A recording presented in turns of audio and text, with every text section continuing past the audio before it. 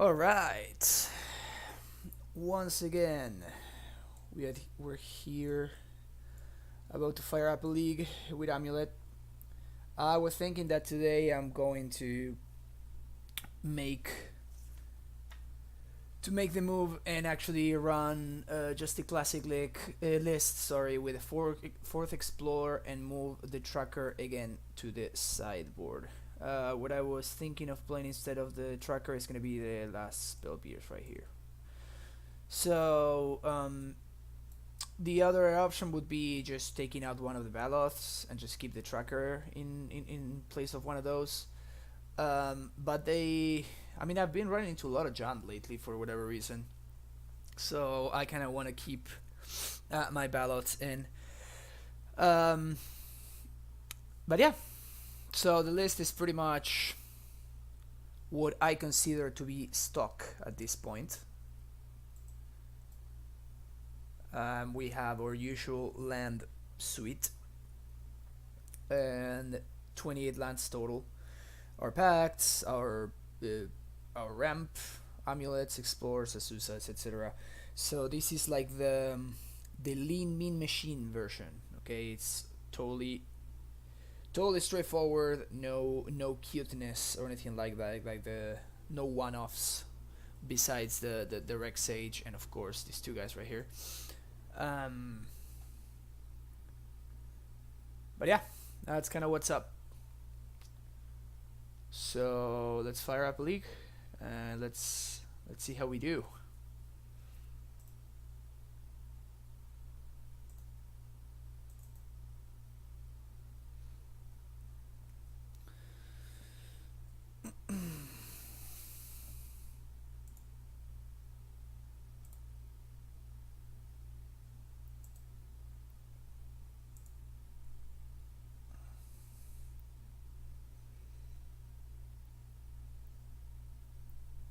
Okay. Going to let people know in the Discord and stuff like that.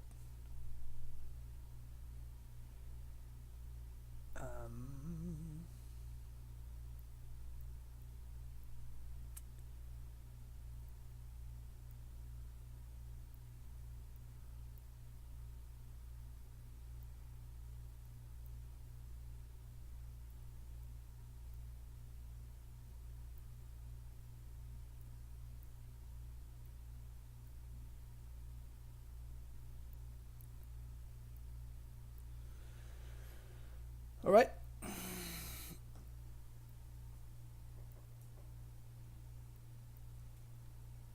Let's see how we do. Haven't played Modern in a week or so, so we'll see how things go. Last time I ended up sneaking out a terrible 3-2. Feels bad, man. Going to minimize this. Nikachu.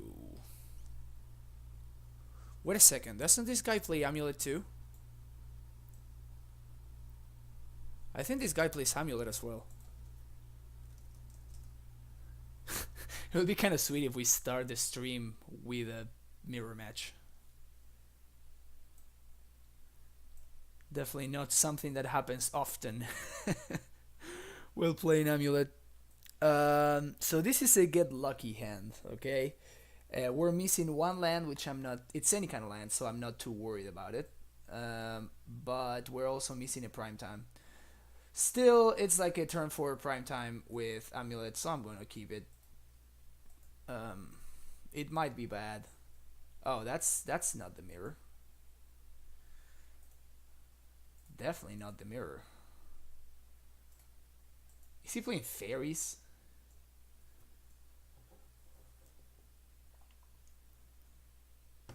That would be kind of sweet. Fairies is a sweet deck. Super frustrating to play against. Spirits. Okay, tap out for something. Merfolk. What the? Holy crap. Okay. Been playing quite a bit of Legacy lately, so it's nice to not have to play around Ace. Alright, play a Susa. I'm gonna play a Forest and play a Grove, sure, whatever. So this, if we draw, we just need to draw a primetime now. So we are just into, we just have entered the hope we draw a primetime phase of the game. If we draw a primetime, I think it's very, very, very improbable for us to lose. Let's call it improbable. If we don't draw a primetime, then we might actually be in trouble. Here we can actually make multiple land drops and stuff, but I want to keep a bounce land in hand, mostly because I don't want his dudes to become unblockable. Usually the Merfolk matchup, he's playing a weird Merfolk list. I mean, what? I guess he's playing white for path or whatever, but I mean, Fairy Conclave sounds terrible in Merfolk. It's a tempo deck. Having lands that enter the battlefield tapped is probably not where you want to be.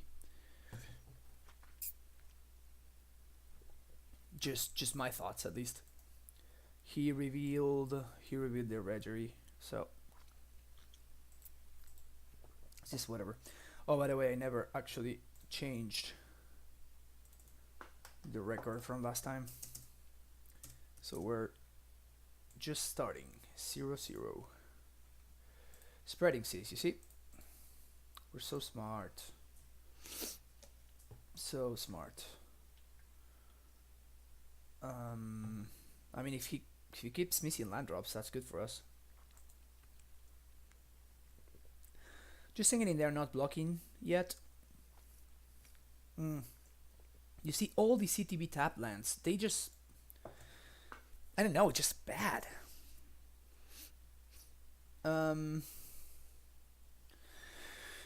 So I'm going to do, I just want to bounce the seas. I could also like bounce and replay the Radiant Fountain, but this is fine. And again, I want to still be holding a bounce land in hand just in case. And we're doing the good old no attacks, no blocks with the Susa. Or I guess we can attack here. Is this relevant at all? I mean, if we draw a primetime, we just win.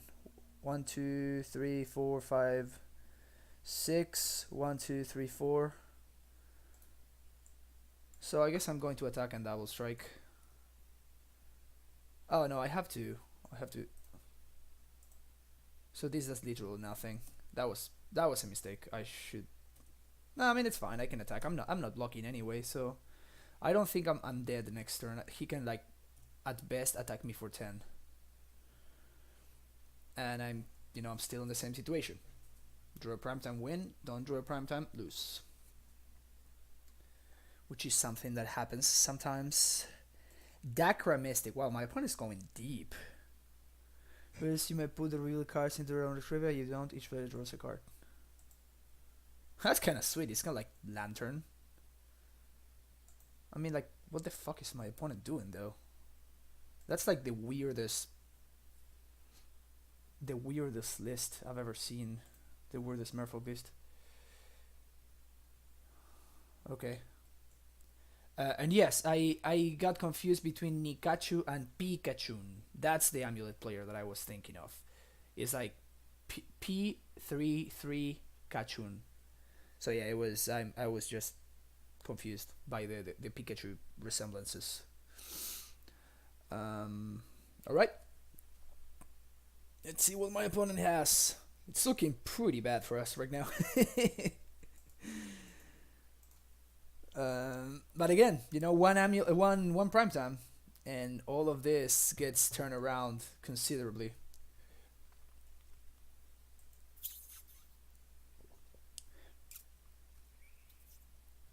At this point, it might be too late, though. At this point, it might be too late. Yep. Okay. We just died. Alright, it was just one of those games where we keep a hand that has everything but a primetime, and then we have 11 sources, 11 ways to get a primetime plus 4 redraws. and we just do not get there. It happens sometimes. It's fine. Let's bring the explosives. I want sweepers. I don't want back to negation. I don't want Bajuka Bog. Um, Nature's Claim I don't want either.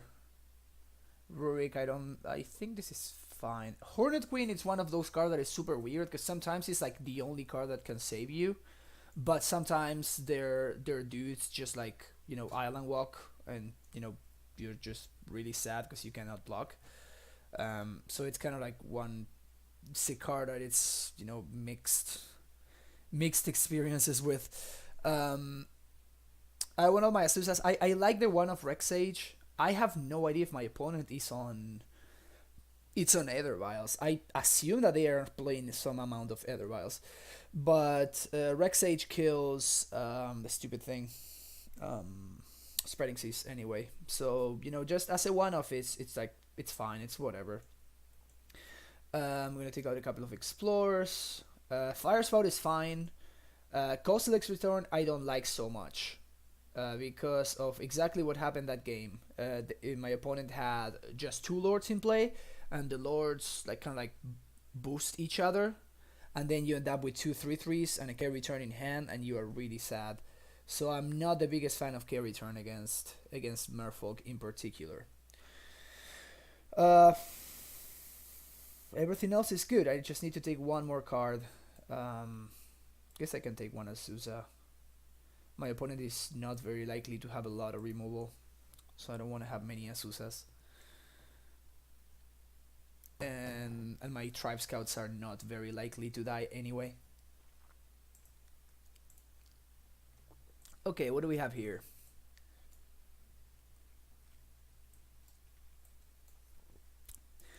Got some ramp, got some interaction.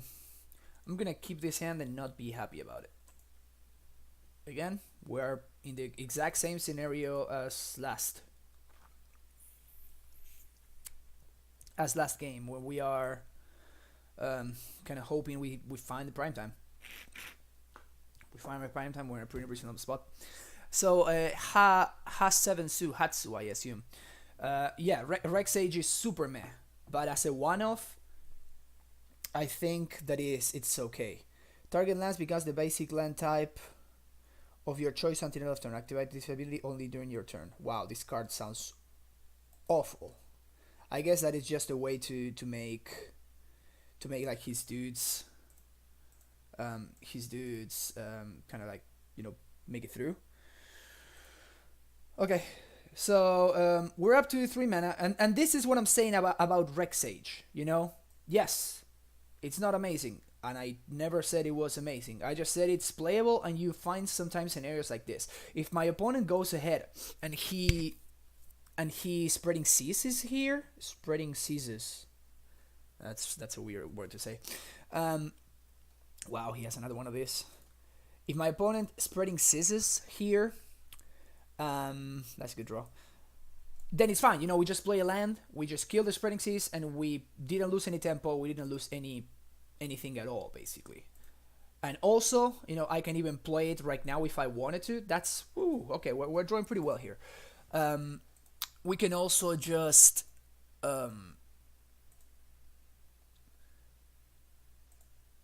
play this and pass. We can also just play it as a 2/1, and it trades with their dudes. So yes, I agree. He's basically as meh as it gets, but sometimes it's just okay. All right, so we win.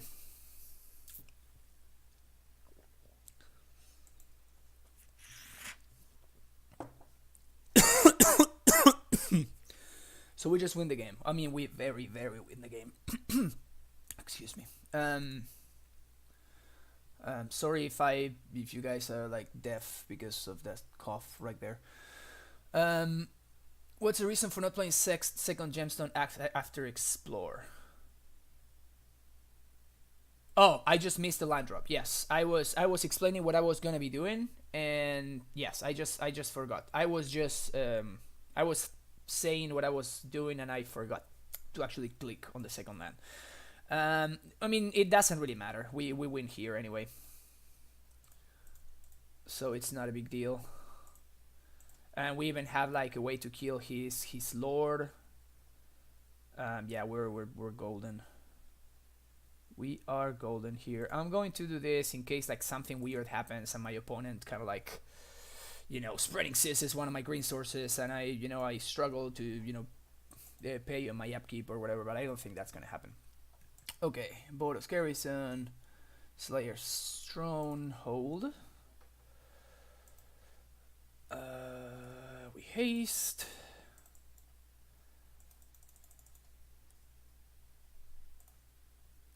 And attack. Yes.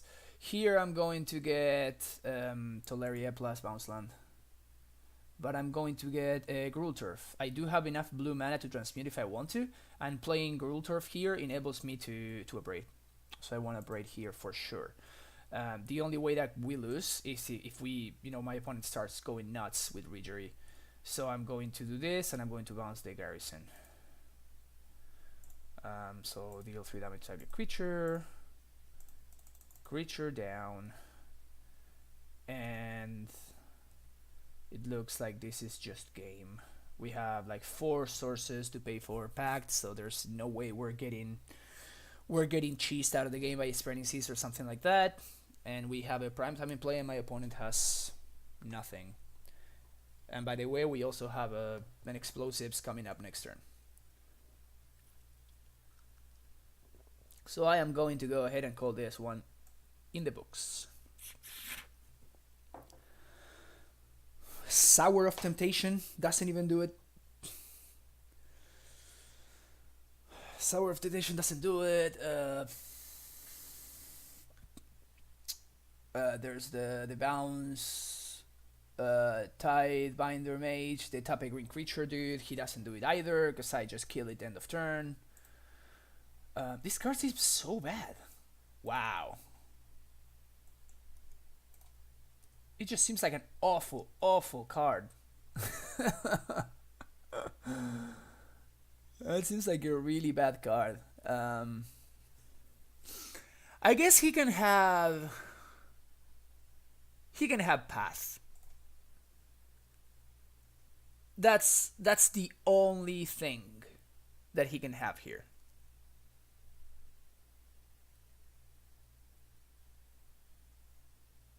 So I don't have enough land drops. If he plays, I guess that we can lose if we. Let's think here. So I'm going to transmute here, main phase. We'll see what he does. I'm gonna get my trigger.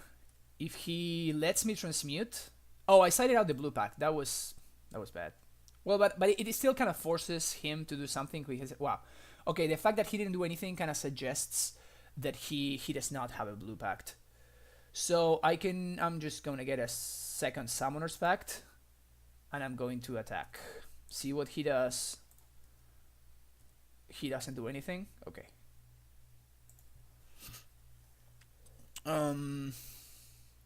So this attack is potentially for lethal. But what I want to do is I'm going to just cast the second prime time on my second main phase. 1, 2, 3, 4, 5, 6. So, and then this prime time is going to go get. Oh, I guess. I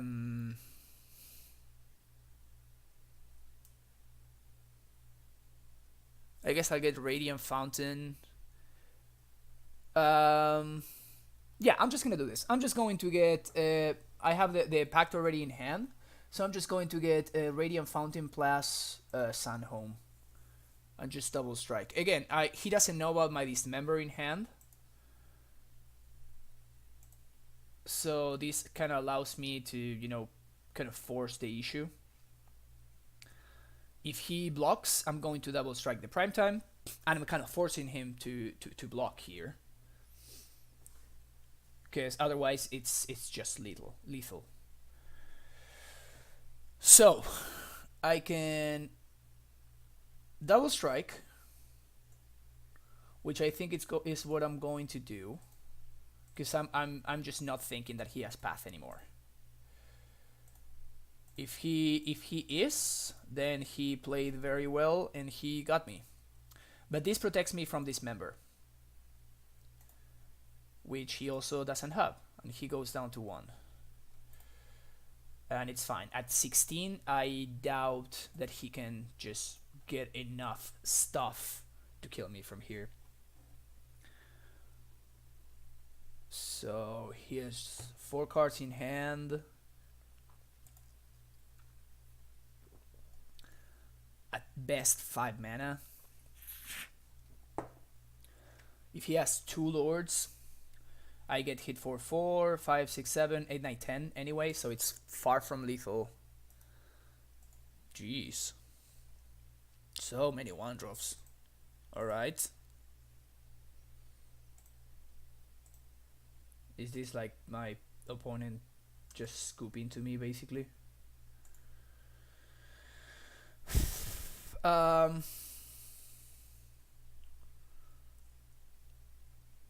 mean, I'm just gonna go get another prime time. This doesn't look like it's gonna go bad for me here. If he uses a counter spell or something, he just dies. so there's that. I don't think I'm going to need a double strike, so I'm just gonna play like this. And I still have my land drop. I mean, I guess he can like Unified Will there, which is again, you know, whatever. I'm gonna get a blocker, and I guess I can get some more life. He doesn't, you know, at this point I just don't have no idea what to expect from my opponent. So I'm going to, you know, play around all the things that I can play around. But he doesn't have cryptic, so that's good. He doesn't have cryptic mana up, I mean. So here I'm just gonna get a blocker. And again, I could have started on steerings and, you know, done whatever. But I'm really struggling to figure out any card that does anything for him at this point. So I'm just going to, you know, we are about 3 minutes behind on clock, plus the 2 attack triggers. Yeah, I just wanted to get it done, you know, kind of save my clock. And yeah. So as you can see, you know, Rexage was medium there. But Explosive seems really good against my opponent's deck. And considering the amount of... He has so many 1-drops. It kind of makes me want to play K-Return instead of the Rexage. He has so many 1-drops. I guess I'm gonna do it. I can get punished by this. Again, I explained why I don't really like K-Return. But, you know, my opponent's build is super weird. Why does he want so many 1-drops? That sounds really bad. I mean, Merfolk's strength is basically on the 2-drop slot. Yeah, I just cannot keep this hand. This is way too slow, and again, doesn't have a prime time. This is way better. This is incredibly better. We have an amulet, we have a prime time. We're just missing some kind of ramp and a second green source, and that's it. So any green bounce land, preferably. So I'm gonna bottom this. Any green bounce land, preferably Simic Growth, will be great.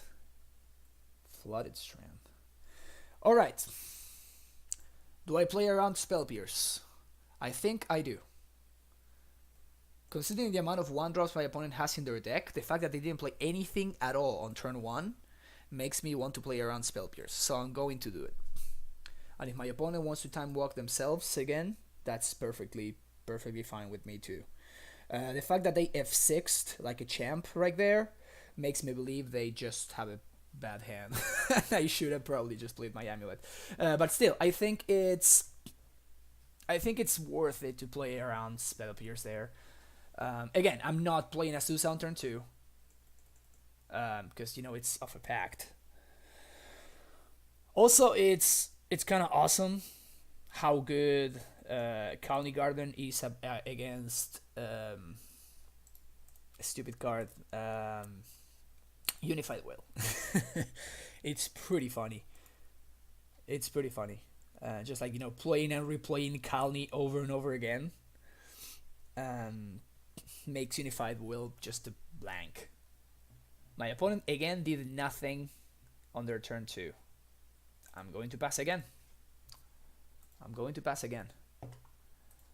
Of note, because of our mana situation, Tribe Scout doesn't allow us to play Primetime next turn, but it allows us to play Primetime on turn 4. So there's that.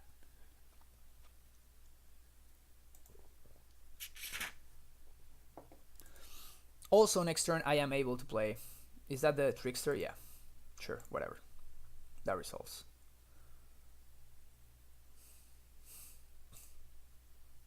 Oh no, they're gonna tap my plant. You got it. Okay. So if we drop nothing, okay, if our mana situation stays just the same, I'm gonna take these two. If our mana situation stays the same and everything, this Tribe Scout allows us to play Primetime on turn 4, but that's it.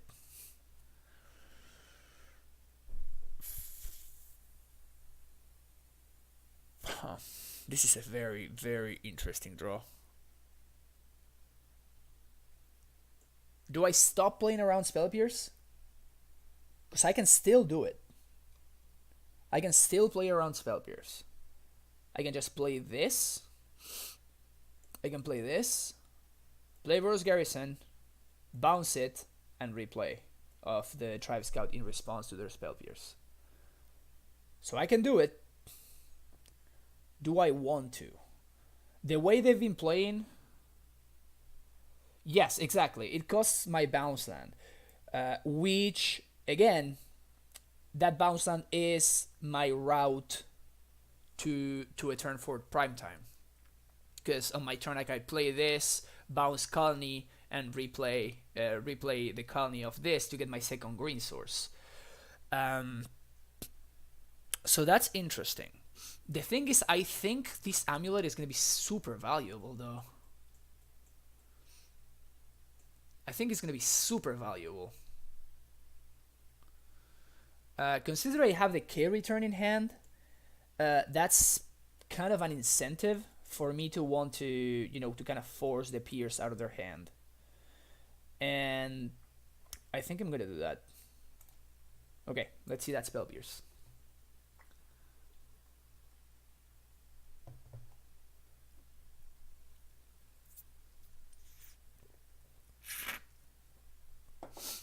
It's also possible that my opponent, because they know about the Tribe Scout,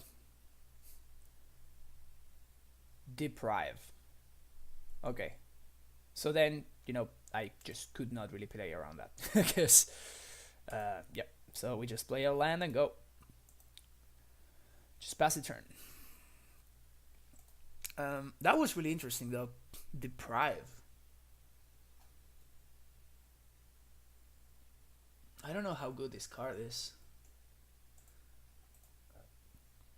I don't know how good that card is.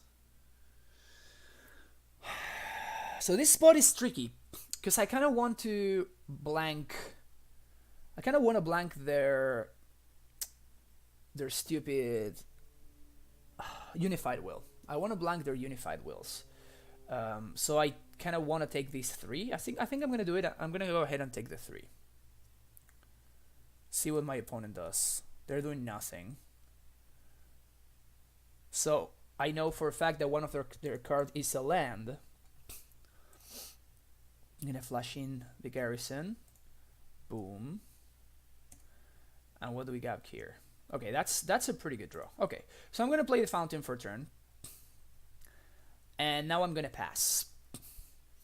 And this sets us up beautifully. I think we are pretty massive favorites at this point to win this game. So, what I'm going to do is end of turn. And here I am going to block because I want my opponent, if they have Unified Will, I want my opponent to actually burn it on the K return. So I'm going to jump there. Let's see what my opponent does. Plays 4th land. Okay, so end of turn, I'm going to flash in a land, Gruul Turf, bounce again the Radiant Fountain, and I'm going to K return.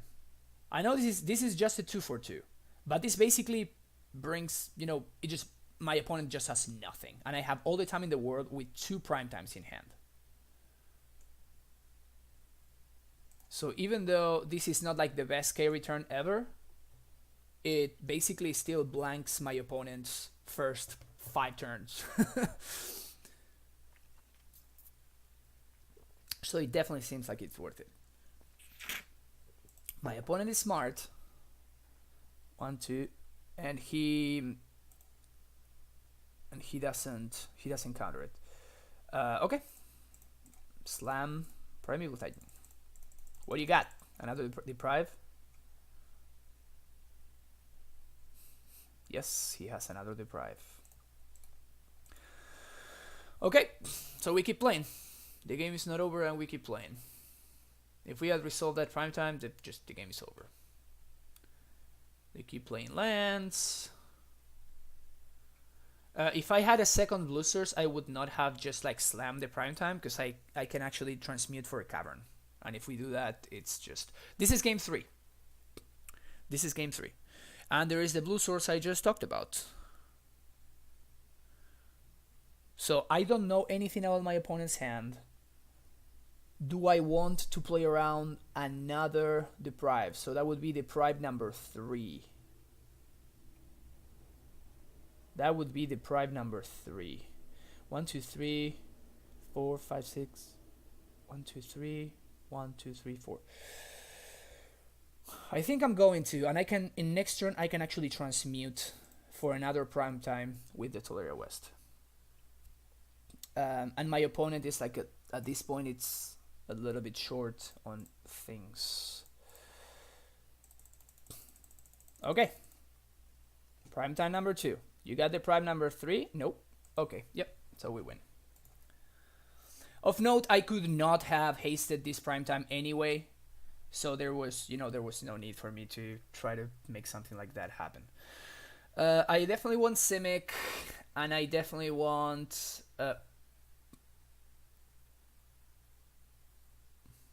no point playing around if you have to pact it. Yes, but what I can do is I can, like, pact on my opponent's end of turn, and I can then pay for my pact on my turn and then play an Encounter World prime time, so I can like kind of make their mana awkward for them, or kind of force them to keep mana at weird spots, or whenever they tap out I just slam the prime time and that's it. So that's why I think it was kind of worth a consideration. But yeah, so I'll just do get the classic Simic plus Tolaria, and next turn if we pay for pact 1, 2, 3, 4, and we have enough mana to transmute. We have enough mana to transmute for Eon 2 or Ballista, and we can. They did have path. Yes, I thought so. Okay, we still have enough mana to and we even have like double Tolaria, so we can not only explode their lords if they do like a little bit too many things, and if they don't do a little too many things, we just go get yet another prime time. Show me your last card. No, didn't show me. This is good though. I think we're in a really good spot here. We're kind of forcing my opponent's clock is completely anemic. Here I can go and transmute for another pack. Maybe I should have explored first. it makes things, you know, a little bit more likely that I, you know, if I find another prime time, maybe I can like, you know, transmute for, you know, whatever. Here I'm just going to play Gemstone and bounce the Tolaria.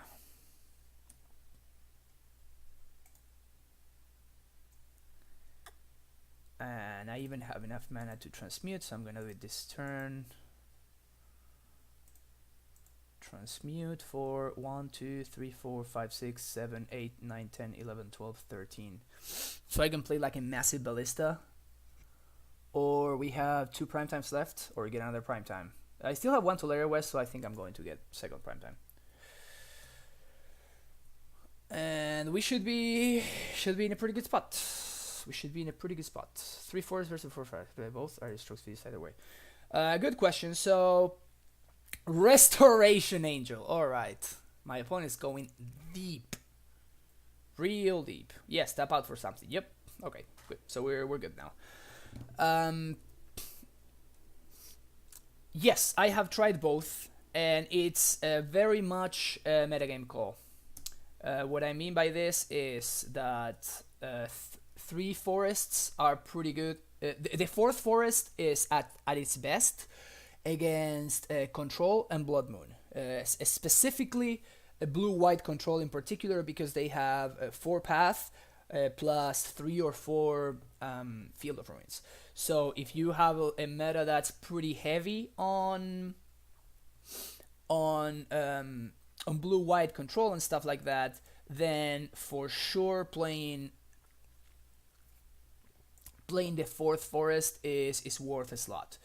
If you do not have a meta that's heavy Control, and you instead have a meta that's heavier on stuff like humans, Hollow One, what else? Humans, Hollow One, or like Burn, things like that, more like aggro stuff. Even especially the Death Shadow. Then Grove is the better card because it makes it easier to cast your sideboard of raids. So that's kind of like the big difference between both of them. But yes, I think both of them have their pros and cons, obviously, and it's kind of like a preference. It's a matter of what you think the meta is gonna be. So here I'm going to do this, and the good thing, I'm just going to haste the Titan and attack, and I'm going to get Vesuva to copy Fountain to have an extra little life buffer. Vesuva to copy Fountain, and I'm going to have Sunhome to present lethal next turn. I think I could also get Ghost Quarter, but I can't, bounce and replay it this turn, so it doesn't really make sense. So I'm going to get the Sunhome, which represents more damage. Vesuva is going to copy Radiant Fountain. So those are my thoughts in terms of 3 versus 4 forests. That's kind of the idea. So here I'm going to wait. I can play around Spell Pierce. I cannot play around a hard counter, but if they actually draw a hard counter, I'm only taking 3, 4, 5, 6, 7, 8, 9 at best, going down to 4, because I can pay double black for this member and take no damage at all.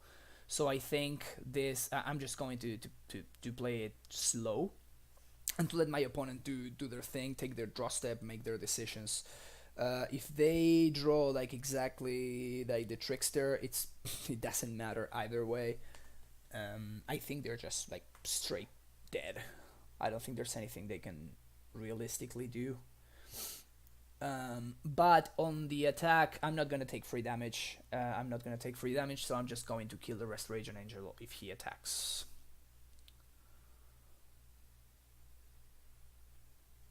But yeah. Oh, so one thing about the forest, about the 3 forests versus 4 forests, is that I strongly believe that the slot, the slot should not be The Ghost Quarter. It should be the Grove though.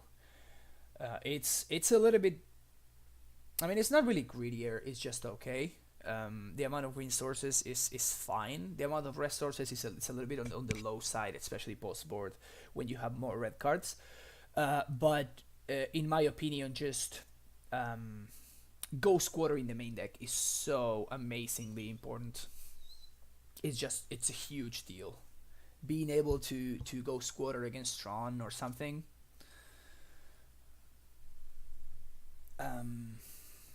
Yeah.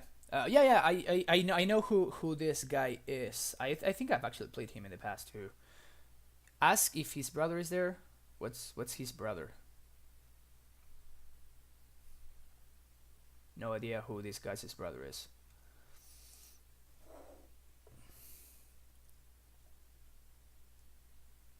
Isn't it weird that I ask if his brother is there? Seems kind of weird. Alright. So this conclave is not doing anything this turn. This represents 4 toughness, okay? While both lords represent 4 toughness, actually. So I am going to kill the Regery, I think. I feel like the only way I can possibly lose is if my opponent untaps. No, they have no cards in hand. I'm going to kill the Regery anyway. And again, I'm not going to take any damage.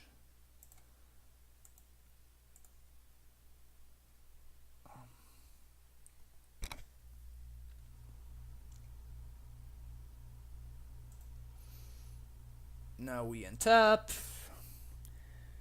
I'm going to pay like this. And we can... My opponent has no cards in hand. He can represent up to 8. And we quite conveniently have 16 damage. I could pact and go get a second Titan and blah blah blah, but this is just like literally, this is actually lethal, so it makes no sense to be like, you know, extra cute or something.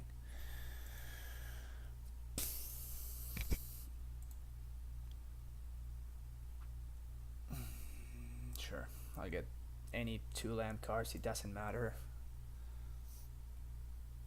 My video is unloaded, so I missed if you actually asked him. I did not. I'm gonna ask, hi, a viewer is asking if your brother is with you.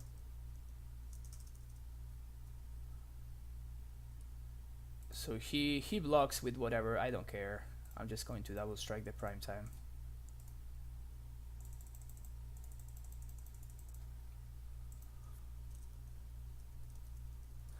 He's asking that, he says that his brother is not.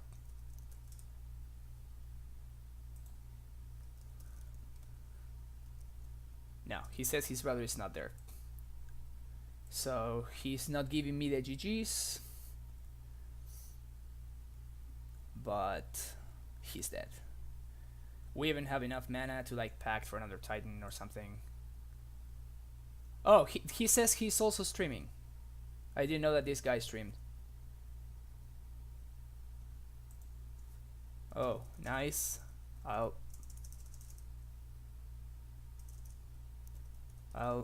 check it out later. I didn't know this guy streamed. That's good. Yeah, no problem, Benji. 2-1 against Merfolk, which makes sense. That record is very... That matchup is very, very, very positive for us. As you saw, my opponent had like multiple counter spells, and it just didn't matter.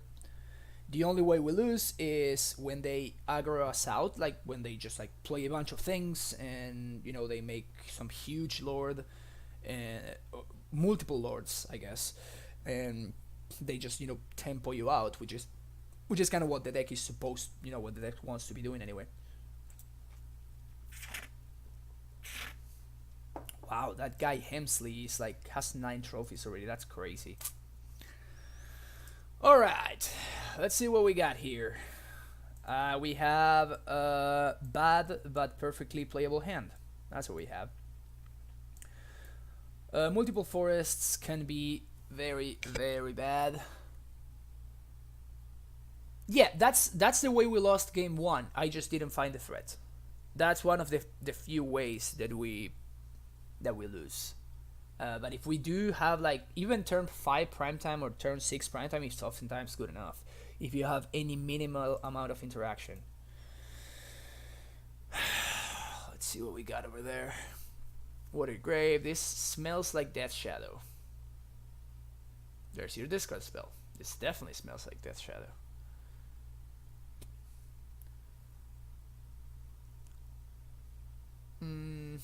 He probably will take the Amulet. Death Shadow lists lately have not been running K commands in the main deck at all, so it makes sense to me that he just took that. This was a bad steering, so I guess I'll take a Gruul Turf. On the plus side, we didn't bottom any prime times, which is like the thing that we want to draw right now. We have enough blue sources, so I'm going to get the bounce land, mostly because, you know, if he does have the one-off K command, or if he does have like some kind of Liliana of the Veil or something like that, and I want to have, you know, extra cards in hand to discard potentially. My opponent is for sure on Grixis Shadow now. Turn to Angler would be rough. Turn to Angler would be rough. Yep, that definitely looks like a turn to Angler. Hopefully it's Tasigur. Tasigur basically gives us one more turn in the clock. It's a 5-turn clock versus a 4-turn clock. That's why Angler is better in this kind of deck. Nope, it's Angler. Okay, maybe I find a Colony Garden here. Amulet is not bad. Amulet is not bad. We're racing here, right? That's like our thing, is that we are racing right now. So I'm going to play this Amulet and just hope that indeed my opponent is not playing any... that they are not playing any kind of like K command or stuff like that. So my opponent does not know about these two cards right here. Faithless Looting. Jeez, this card is so good. Yeah, this is what happened every time that I played Death Shadow. I would just like flood like crazy. Then having Faithless Looting now is pretty huge actually. So let's think.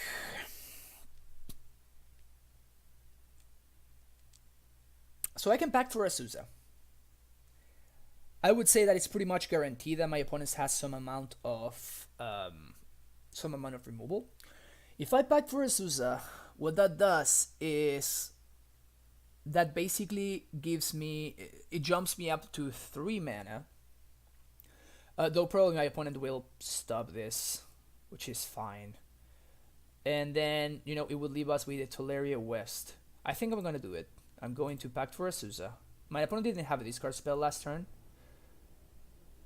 So I am going to pack for Azusa, play her, make my extra land drops, and my last land drop is going to be Growth Chamber plus mine. Yeah, they just have the stub. Okay, that makes our decision way easier.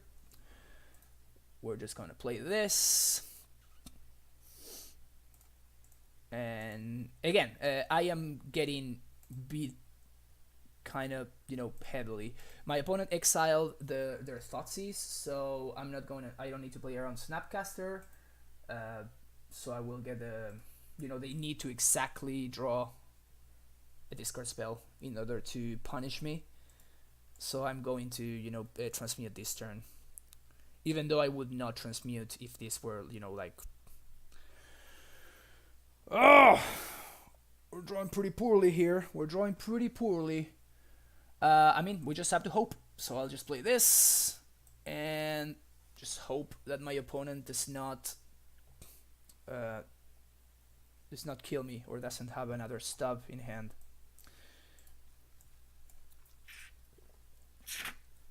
I cannot beat a discard spell, but that's pretty much it. I guess I can have a blocker, but discard spell basically kills me on the spot. Of note, even though we have the garrison in hand and this is awkward, we can still second angler. That prevents them from dying to the attack trigger. Okay, do you have another stop?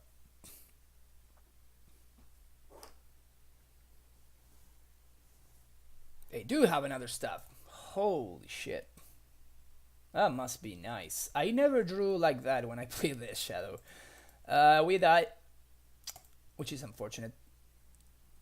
Which is very unfortunate.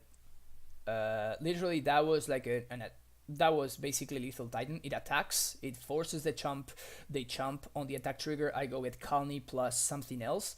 That Kalni plus Tolaria West probably. That makes it so removal spell is not lethal, and it presents a Titan for next turn. I even get to play a Secure Tribe Scout. Yes, it always is on the top. Yep, that was just very, very unfortunate. My opponent just had the perfect hand. Yes. Tormod's Crypt is not good. Rurik Thar is not... it's kind of a trap. I do not like Rurik Thar. The fact that you can't really control, it's kind of a pain. I do like explosives, even though they are terrible against Angler. They kill Death Shadow. I will side out a couple of pacts. I want to side out one of my lands.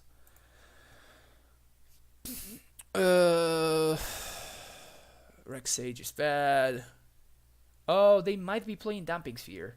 Does anybody know if Death Shadow is playing Damping Sphere right now? I kind of would really like to know, because that would change my sideboard considerably. Side out one Tribe Scouts.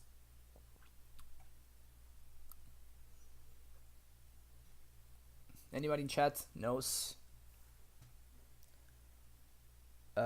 Basically, because if they have Damping Sphere, I probably want to bring in the Rex Sage and side out probably one of the Explorers.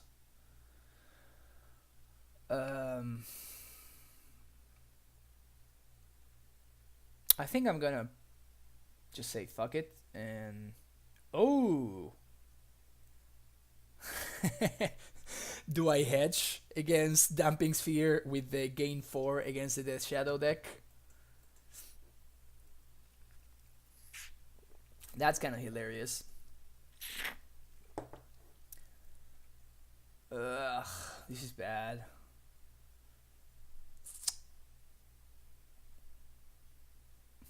Okay, fuck it. I'm gonna leave in one. No, I don't want... It's so bad. It's just really bad. I'm just gonna do... Basically have 2 explosives, and those are my answers to Damping Sphere. And if he has multiple Damping Spheres, kudos to them. This hand is pretty good. This is basically opponent, hope you have turn 1 discard spell, because otherwise you are dead. You're actually dead. If he turn 1 Faithless Looting, that would be awesome. Turn 1 looting. Turn 1 looting, one time. Add red. No, add red. Red mana. Red mana. Damn it.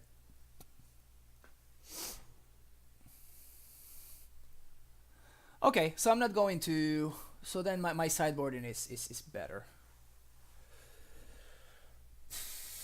What do we draw here? Baloth.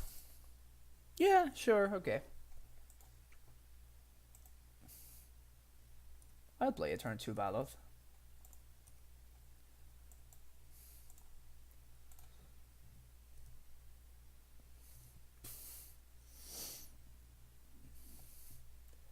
This hand has kind of turned into a slightly awkward one now.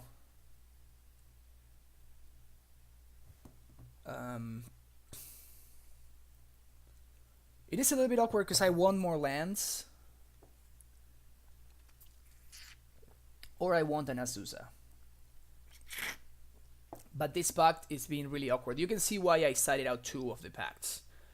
You find yourself in a spot like this quite often, where you have a pact and it's all nice and everything, but it's just, you know, weird. So they just discard the pact. That's fine. Let's see another bounce land, maybe. Okay, sure. I do not want to attack. I do not want to enable their shadows. I think if we make it to the long game, to the late game, I mean, we are pretty heavily advantaged. So I don't want to enable. I don't want to enable their shadows. Of course, now a prime time is actually an out. I can actually, you know, cast a prime time if I happen to draw one. You see, there you go. Death shadows would be pretty good right now if I had attacked last turn. Thoughtseize.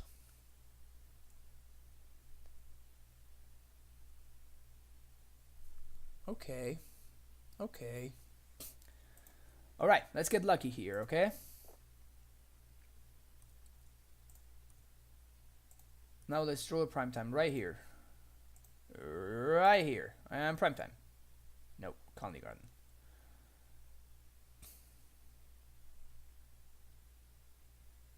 Yeah, I think I play this. Liliana kind of wrecks me. Cologan's Command kind of wrecks me. But I'm just gonna pass. And it's awkward that I can't even Sandhome, because if I could Sandhome, I would definitely attack. But unfortunately, I cannot.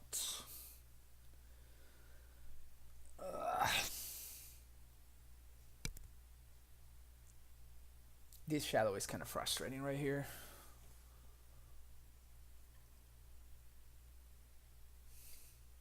And they are like at the perfect life total of 9, where a double striking Balov doesn't kill them.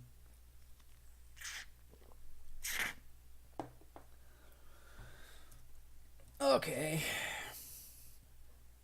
If they were attacking, I was not blocking. That's like a tiny death shadow that I can deal with that. Well, this is slightly awkward. Do I want to have extra gemstone mine, and do I want to have extra colony tokens? I'm playing this land for sure because I want to, you know, I want to develop my mana base. How is the bad pairing? This pairing for this deck. It's okay. It kind of depends on their draw, and it depends on your draw. It depends more on their draw than yours, because hand disruption is what really, you know, what sometimes really gets you. But every turn that goes by where we just, like, you know, pass, like just happen, is great for me. Now they Thoughtseized. I guess they're going to attack. If they attack, I'm not blocking. They do not attack, which makes sense to me. I want to play the gemstone, and I think I'm going to actually play the scout as well. Again, it's like at this point I'm just trying to, like, get onto the board and not die. If I don't die, I'm a favorite, I think. So as long as I can keep my life total high, which 24 sounds like high enough for now, at least. And I want to keep their death shadows small, or as small as I can, at least.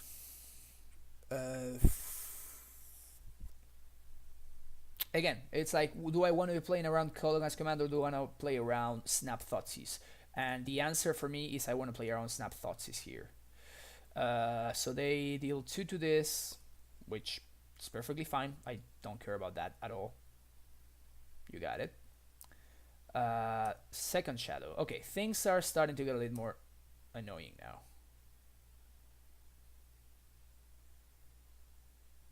I'm going to take 6, go to 18. We're still on a sub 1 healthy length total. Prime time is game here. Prime time. Explore. Another draw. Prime time. Primetime, explosives, tracker is pretty good. Grove is weird but interesting. And I guess Grove means that I can start sun homing.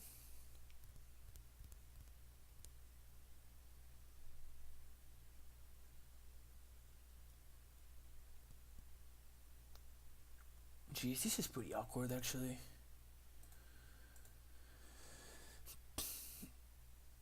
So I can attack, and basically what that does is it forces a trade with a Death Shadow, because they are forced to block.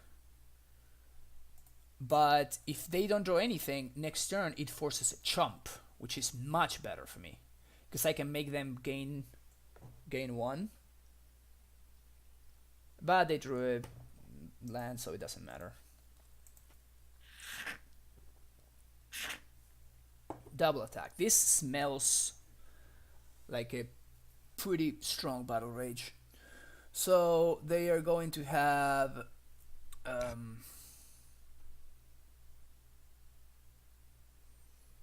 yes, I'm going to make them gain life with Grove. But what I'm trying to see if do I double chump or do I just chump? So they are going to make it up to a 9/9, then I will make it 8/8. So that's gonna be 16. But that would be 15 plus a chump. So if I double chump, if I single chump, I die to battle rage. But yeah, the way they attack it makes me feel like they have battle rage, so I'm going to double chump.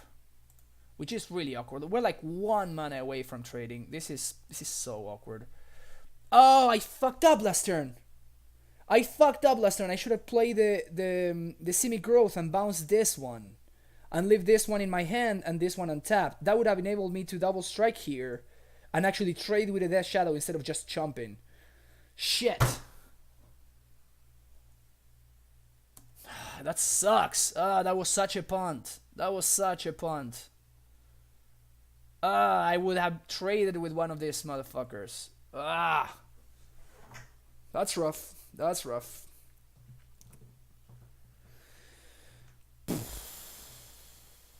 Damn, that really sucks. That really sucks. That really sucks. I'm stupid. Alright, prime time.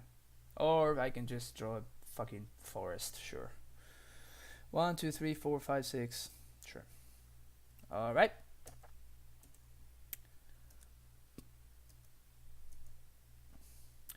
Yeah.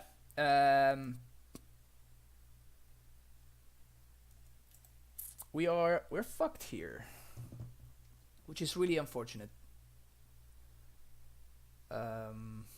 Yeah, my opponent just had like the exact discard spell they needed to make my life miserable. Which is really unlucky. So that's 16 minus 2, that's 14 plus 2. So I'm, I guess, technically not dead yet. But like I'm dead to like a million things. Like fetch land kills me, shock land kills me, bolt kills me, K command kills me. So I'm counting myself pretty dead here. Yep, that's lethal. Yeah, I fucked up last turn. I fucked up. That's so frustrating. Though I guess it makes it, makes it fair, Make a mistake, you get punished for it. You make a mistake, you get punished for it. My opponent has exactly... Wow, they didn't have any fetchables left. That's funny. And of course... Shit! Ugh! If we had traded with that, my opponent would not have had lethal, and we would have had that extra turn that we needed to draw the prime time. That, again, was on top of the deck. 2 games in a row. Like, we die because we don't draw a prime time, and draw the next card, and that's the prime time we're looking for in order to just win on the spot. Ugh, so that's frustrating. That's really frustrating.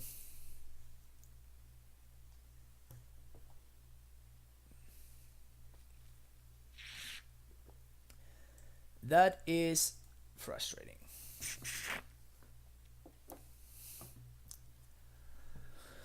All right. Let's start a new one. Let's take it easy on that one. We made some mistakes. And we were rightfully punished. So it's good. It's good. It's okay. This hand is what the kids call a sneap. We have turn 1 Amulet. We have turn 2 Azusa into either Explore or Steerings, depending on what my opponent does and what my first couple of land drops are. And yeah, City of Brass. I guess this is Adnos. Is Ad Nauseam now playing Faithless Looting too? Everybody's playing Looting. No, this must be Dredge then. Yep, this is Dredge. Sweet. So this is an amazing matchup for us. This is when the main deck bog shines the brightest. Also, they have only a Dredge 3. So wow! In 3, my opponent gets like the exact thing he needs. All right. So we might be having a game here.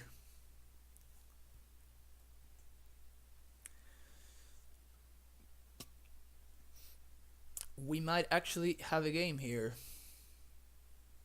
All right, what's my opponent doing? He takes 1 Cathartic Reunion. All right, so they're gonna Dredge 3. Imp. And Loam times 2. Okay, those were not amazing Loams. I mean, I guess they got 2 Amalgams, so yeah, never mind. Those were actually pretty good. Okay, so we have turn 2 Azusa.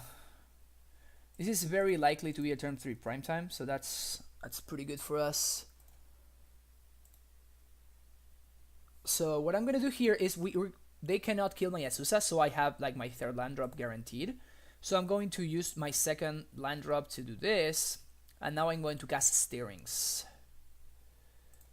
to see if I can find another land, and I find another Amulet, which is also pretty good because this literally enables my prime time, because I can do Gruul Turf.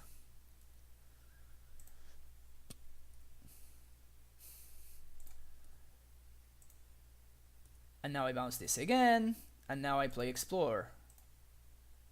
And just, no big deal. Just a turn 2 Primeval Titan with haste, attacking for lethal. No big deal. Don't mind me. Just killing on turn 2. When my opponent had a pretty insane set of draws right there. Just doesn't matter whatsoever. And my opponent knows he's dead. So yes, so the reason why I did steer before exploring there was because this one was my highest upside ever play. Like this one was my highest EV play, which is just like win. And then the other thing is I still have another land drop left, right? So even if I don't find an amulet, which is not that likely, I can still find a green source, which is actually pretty likely, and develop my mana that way. Okay, I can end up that turn with 3 lands in play. So next turn, even if my Azusa is dealt with, I can still cast a Primeval Titan. Okay, sideboarding. Dormod's Crypt. Wow, we finally played against a deck where we bring in the Crypt. That's great. Bog is going to be the MVP here, though. Cards I like and I don't like. Carry Turn is not great, but it just sometimes buys you like a turn or something. and you know, sometimes you just need that. Removal is of course bad. Again, I'm going to assume that my opponent is not running Damping Spheres, which they might very well be, but I'm going to assume they are not. And I like Spell Pierce, and I do not like these two guys right here. So, Spell Pierce are not amazing. Granted, they are not great, but I think they are better than the alternatives. Sometimes Baloth is reasonable, because, you know, it just gains 4, and it's, you know, sometimes it's okay. But still, it's not great. Fire Spout might be okay, though. Actually, probably like Fire Spout over K Return. Instant Speed is really good, but like killing amalgams is also very important. I could have sided out a land to get the K Return in, but again, you know, the idea is to try to be as streamlined as possible and try to like smash their face like we just did. This hand looks a little bit too slow. It needs a little bit too many pieces, because I need 2 lands or a bounce land, and you know, if I had double blue, that would be something, because I could transmit for Tormor's Crypt, which would buy me a lot of time. But this is as it is. This hand is not great. This hand is better. Still not awesome, but it's okay. I want to. If I had an Azusa, I would probably bottom that Explorer. Nah, maybe I'd just keep it anyway. Turn 1 Thoughtseize.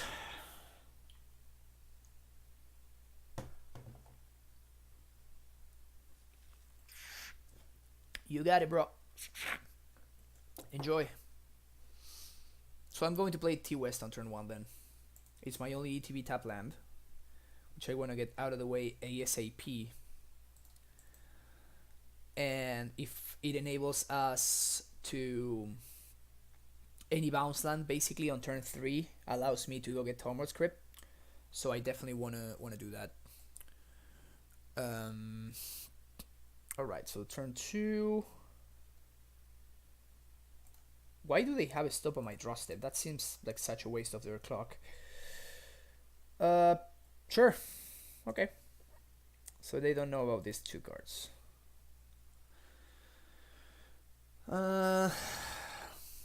If they kept their hand solely based on that Thoughtseize, they're gonna have a bad time. Please do something dumb, like, you know, hard casting a Price Amalgam or something like that. That would be hilarious.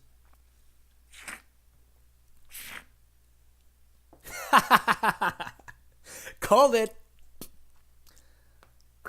it. Alright. On a steering, see what we find. We found an Amulet. I'm more interested in Amulet. I mean, they have such a slow hand that it makes me suspect that they have some kind of like stupid card like what do I want to say? Angel Grudge or stuff like that. They have some kind of interaction. So I'm not really that interested in taking this Amulet. We're gonna go up to 4 mana this turn. We can also transmute, and transmuting can get us like another Primetime or a Bojuka Bog. Bojuka Bog is a card they cannot interact with, which makes it pretty interesting for us. But again, they're doing nothing. They're just doing nothing. So, I mean, I guess I'm just going to make them use their Ancient Grudge. You know, make them spend a turn wasting waste a turn by doing that, and if they don't, then if we draw a bounce land, we just prime time them and win the game immediately. Of note, my opponent kept 7 here. Yes, I'm taking 3.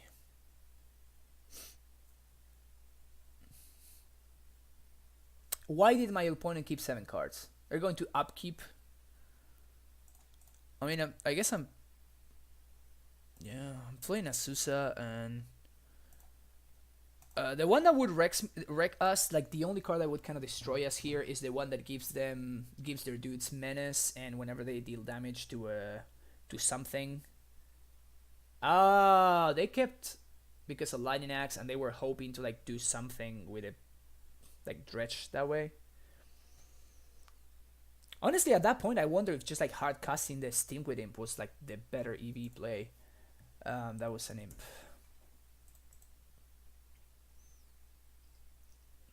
But now maybe dredging is just better. Okay, so what do they have now? They have an Imp in hand. I guess they're gonna flashback looting now. They take one. That's fine, I don't care. That seems like a flashback looting. Yeah, so they're gonna flashback looting. I assume they're going to get Dredge, Imp. Whoops. They dredge in Imp and Dakmor Salvage. And then they discarded 2 Imps.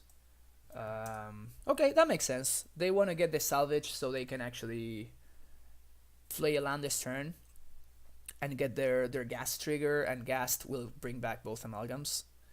So that makes sense. I mean, they better have his Thoughtseize as well, because this Prime is going to win otherwise.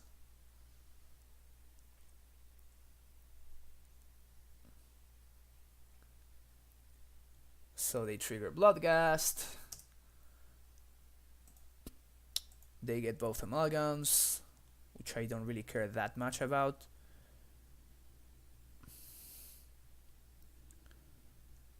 Okay. 1, 2, 3, 4, 5, 6.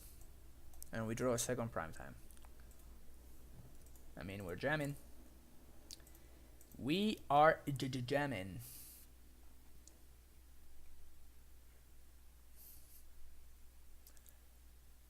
So here I'm going to haste and attack,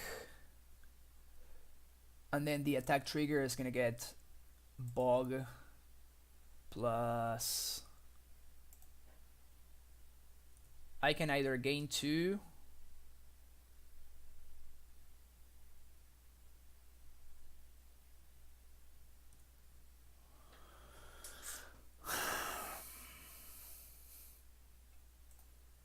I'm doing this, right? That's happening. That part we do know. Oh, never mind. I have lethal. Right? They cannot stop this. They don't have a grudge in their yard, so they can't deal with the amulet. So I just have lethal. Sweet.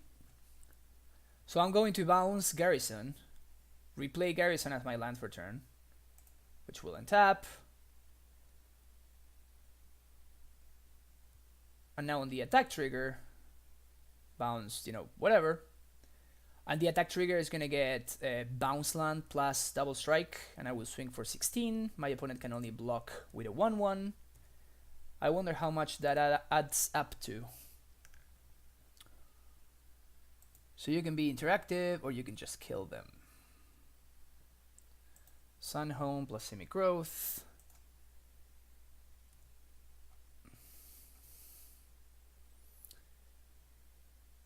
Double strike.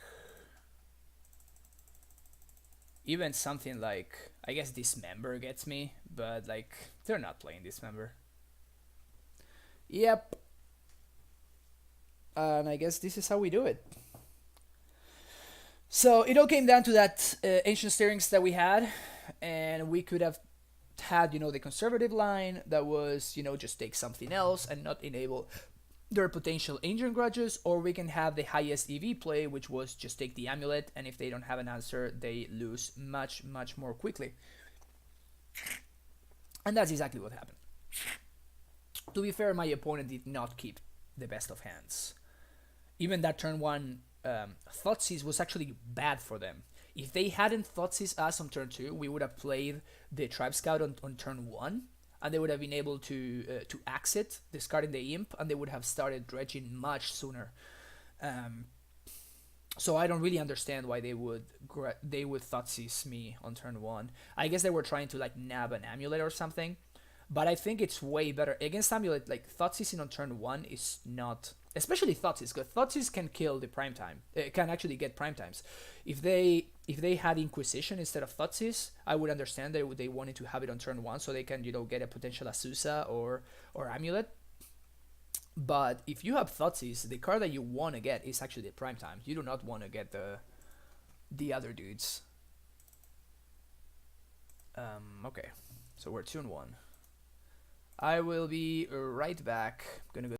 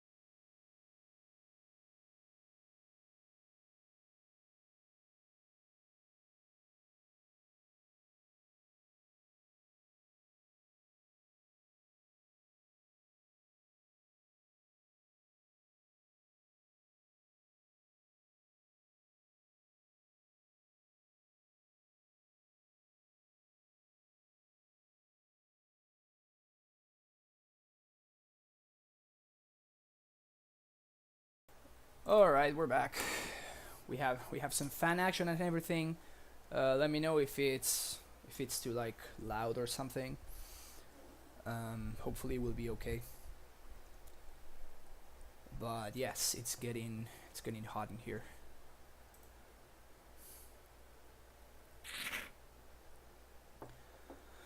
All right, 2-1. Not the worst league ever, not the best league ever either. I wonder what this dude plays. Hemsley.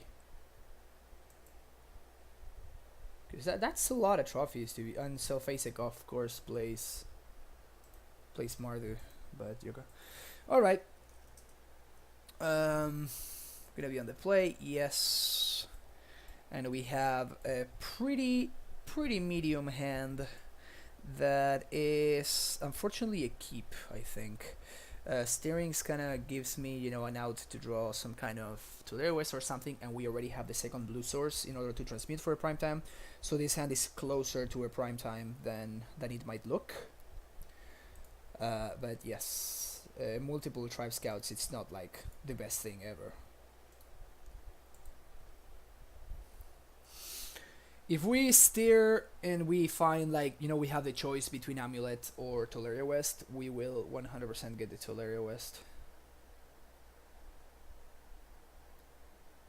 This hand is not as bad. Could be worse.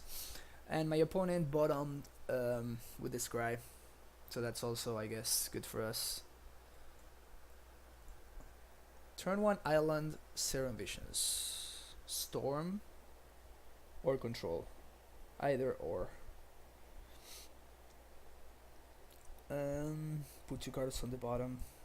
Alright, so that's our blue source. And there's our Tolaria West. So good at this game. So good. Alright. So this is a turn 4 prime time, which is not the best, not the worst. I guess that means that we're playing against control and not and not Storm, which is unfortunate, because this hand, I mean, I guess it can be okay against control. I'm going to like play the mine they know about, and I'm going to explore here, see what they do. What this enables us to do is, yes, oh, they just have the spell snare. Okay, they just have the snare, so that's fine then. So I'm gonna do then is float a blue, play land. Yeah, that kind of messed me up. I should have probably paid with those other two colors. I mean I can still transmute this turn, but this is a way more awkward way of transmuting, and it also doesn't give me protection from Spreading Seas. If he does Spreading Seas though, I'm really happy about it though. So there's that. Gonna get a Summoner's Pact and pass the turn. We already have the 6 mana, and now this is the way things usually work out against control. Is the key turn is turn 4. Okay, if you are able to, if they tap out for some kind of stupid, oh, they're doing this. Oh, nice. 1, 2, 3, 4, 5. Okay, they're pretty dead then. I'm going to assume that they're gonna get a plains here, and they almost guaranteed have like a stupid path. So this prime time is going to.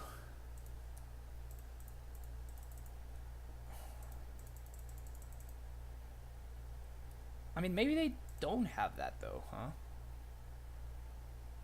I mean, I'm still going to go get a semi-growth Bristolaria. I cannot haste this turn anyway, right? So that's fine. And I'm going to just attack with 1 Tribe Scout. This enables me to have Bounce Land in hand in case I want to play around another Field of Ruin or Spreading Seas or something. They don't have Path, so that's amazing for me. That's amazing for me. They probably have Wrath though, some kind of Wrath.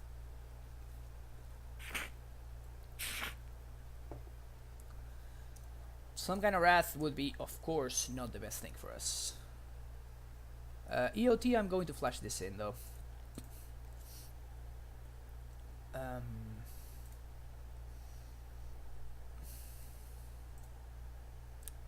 I don't want to, like, I want to press my mana advantage, and this is like the best way to do it. I don't want to pay though. I don't think I can. I'm gonna leave up. I will want to transmute instead of activating one of my lands. So I'm gonna do this. Play my land. Transmute. So now this kind of forces them to,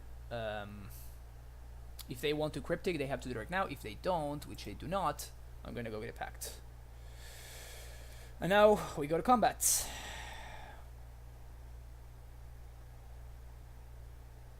They do have the Cryptic. They return to hand and draw a card.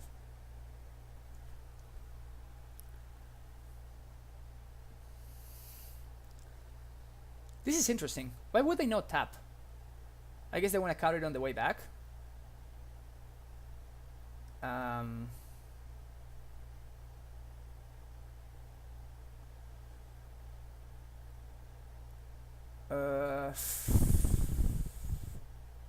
Yeah, I'm gonna pack this. I want to get my value. I want to get my damage.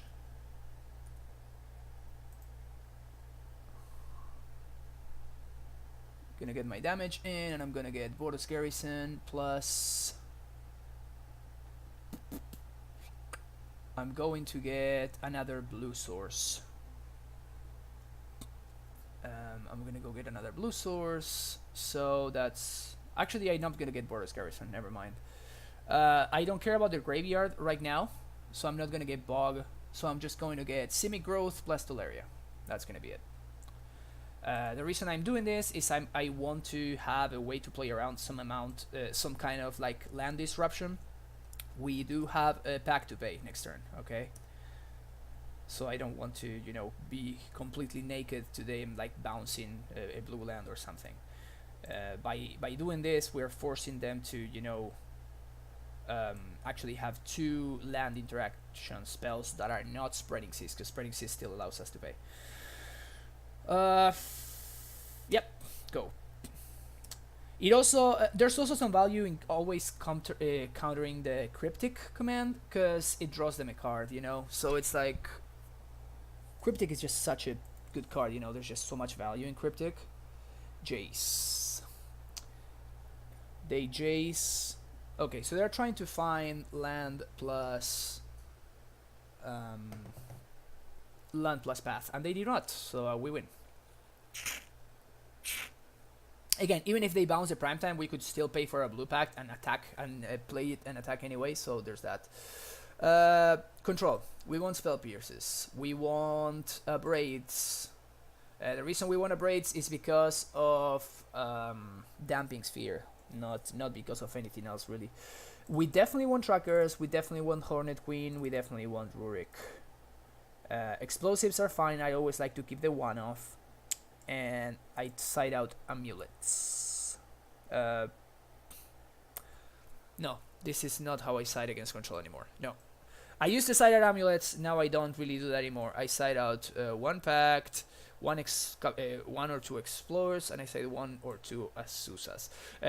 Tribe Scout is actually really good against them, because the only way to really kill it is by pathing it. Or by, like, you know, Detention Sphere in it. And if they do that, we are really happy about that. Also, Tribe Scout is insane with Tracker. It's really, really good with Tracker.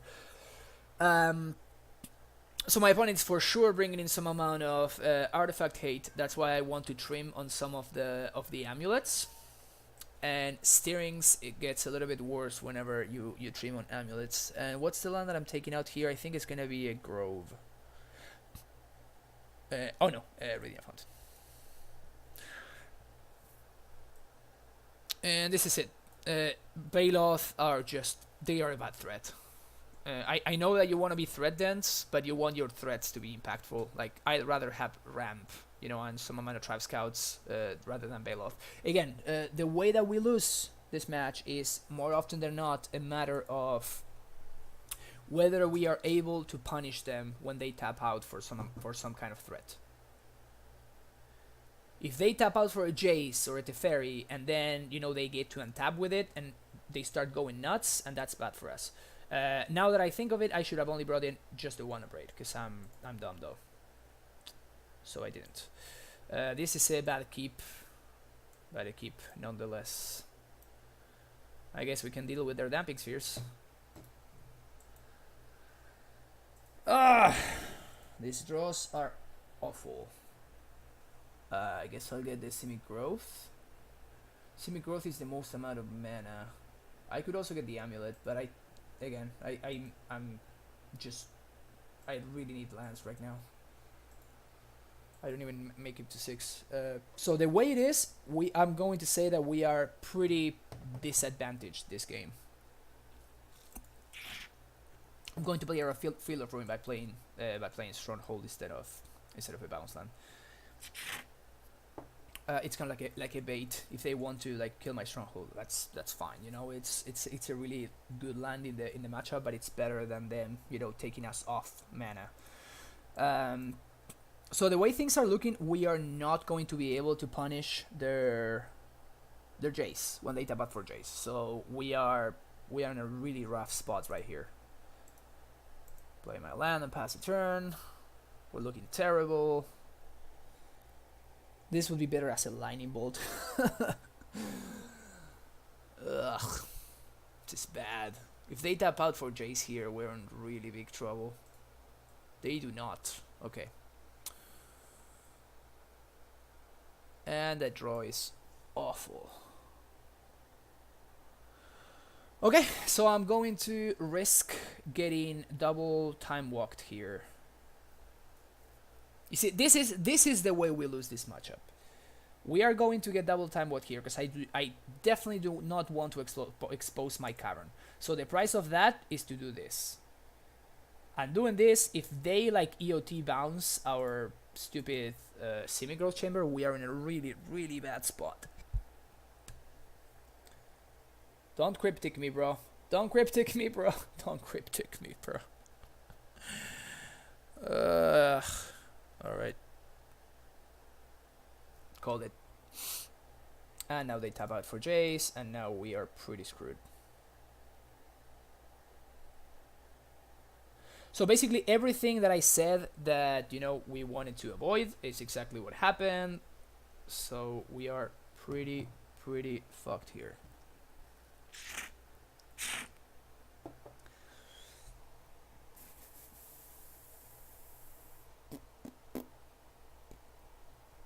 So yeah, we're 3 minutes behind on clock. Oh, that was an amazing draw though. Okay. That was like the closest that we can get to actually getting back into this game. So we're gonna do this. We're gonna play Azusa, and we're going to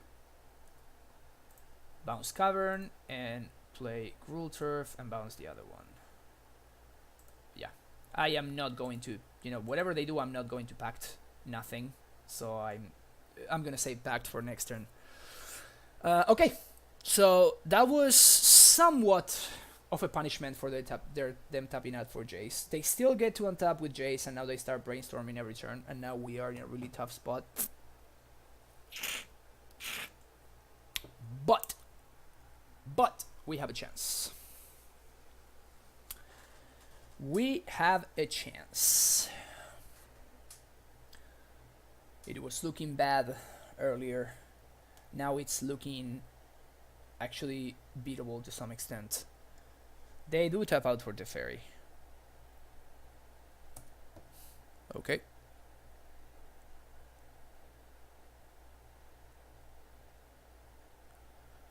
The fairy's so rough. That card is stupid good. If they are smart, they're going to like now kill. Yeah, exactly. No! Wow, this is amazing for us. They killed the wrong land.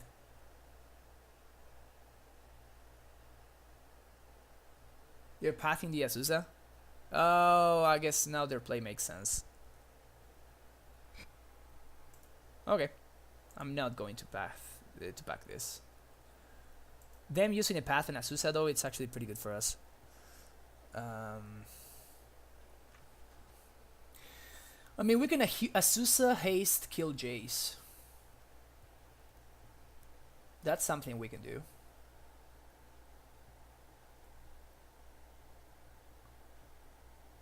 Azusa haste kill Jace. 1,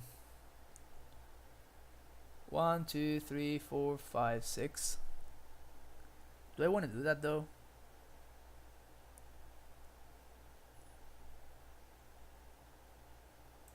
I think it's unfortunate, but I kind of want to. Yeah, this is bad.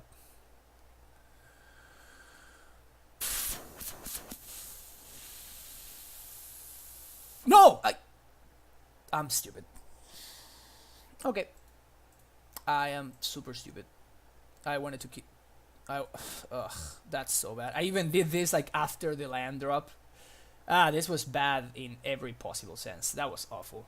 I wanted to get the Azusa to like get the Jace out of the board. This tracker does nothing here. It's just gonna eat a path, and that's it. That was a misplay. That was a misclick. I don't know what I was thinking. Yep. You know, Azusa would have at least, you know, killed the Jace. And evened out the board a little bit. Honestly, what I'm gonna do right now is do probably a lot of F6ing and try to gather as much information about their deck. But we've definitely my opponent has turned the corner here. I don't think I can beat double Planeswalker every turn, you know, activating every turn, and I don't think I can beat this. And I am actually super interested in, you know, kind of keeping my What I'm gonna do here is I'm going to Vesua, the stronghold, so they can't keep me off hasting. But again, you know, we're in a really bad spot now.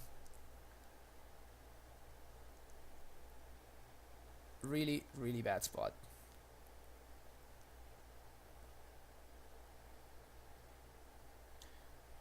End of turn snap.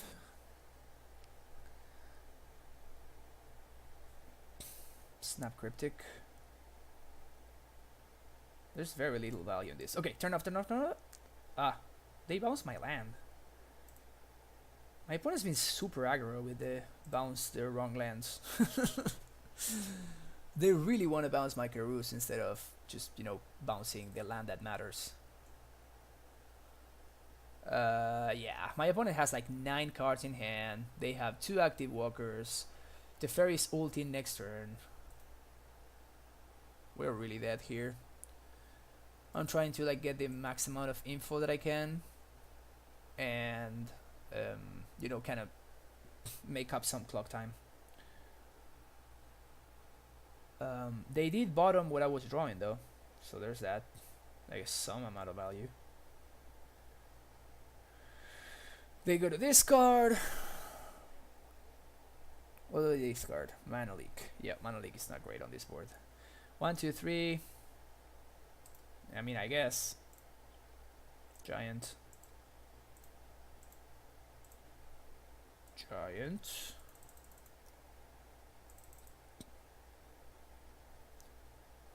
Prime time in the house.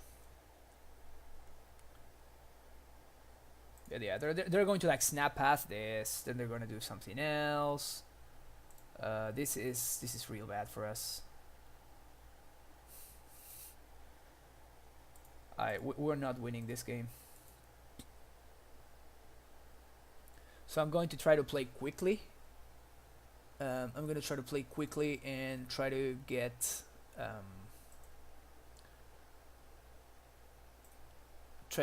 back in time. So there's going to be a lot of F16 and stuff like that. But I don't think I'm winning this game.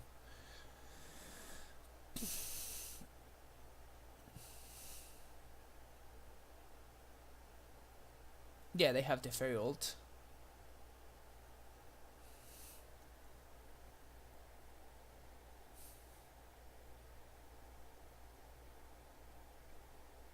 Yeah, my opponent's also smart and they are like playing fast. I'm just gonna concede. This seems like a waste of time.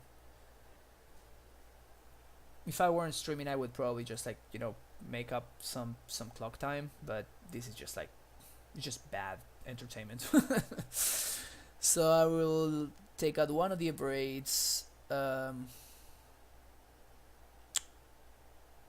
think on the play I want another Azusa. Again, what I'm trying to do is I want to maximize the amount of ramp that I have so that I can try to you know, clock them. And here I'm probably supposed to play Nature's Claim over a braid. A braid is nice because it kills the damping sphere, but it also kills click and like snapcasters if I have to. But on the play, I think it's more likely to be relevant to kill the other D spear. What's the other D spear? The enchantment, the tension sphere. There we go. So many D spheres. Alright, this hand is almost awesome, and I'll keep it. My opponent mulligans, that's good for us. Going to turn 1 Amulet in case we draw Azusa. And the best draw would probably be a blue source. Alright, let's play Steerings. That's a blue source. Any order. So I'm going to not play Explore this turn, and I'm going to hold up. No, actually I'm going to play Explore this turn. But I'm going to play it off the Gruul Turf. I want to try to make land drops here, so I'm not going to... Awesome draw. Awesome draw. Okay, so this draw is turning out beautifully. Basically, all the holes we had are now being filled up. So this is looking awesome for us. And speaking of holes, so I'm going to play Forest, play around Mana Leak, and play Amulet. If next turn my opponent taps out for Detention Sphere, we just win. So that's beautiful. So I'm kind of like enticing a Detention Sphere here. And if my opponent doesn't, which is, it looks like they are not, now we get to play a Primetime. We don't get to transmute as well, which is unfortunate. So very unlucky.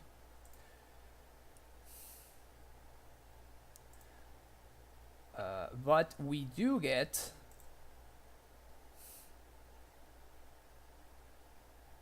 to hold up Spell Pierce mana, which is good. Do I want to bounce this though? I think I don't want to bounce it to Area West right now, because I want to hold up Spell Pierce.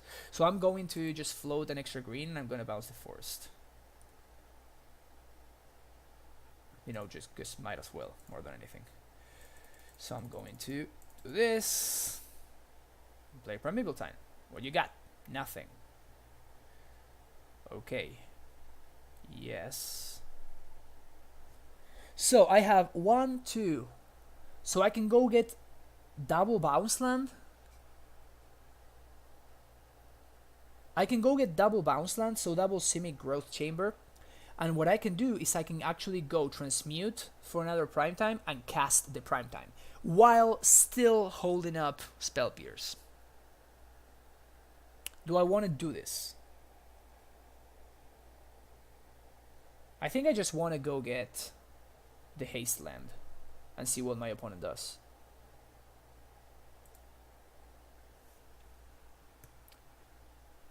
So I could double Primetime this turn, but I'm going to pass up on that opportunity, because I think that we have a very, very reasonable chance that I do not want to be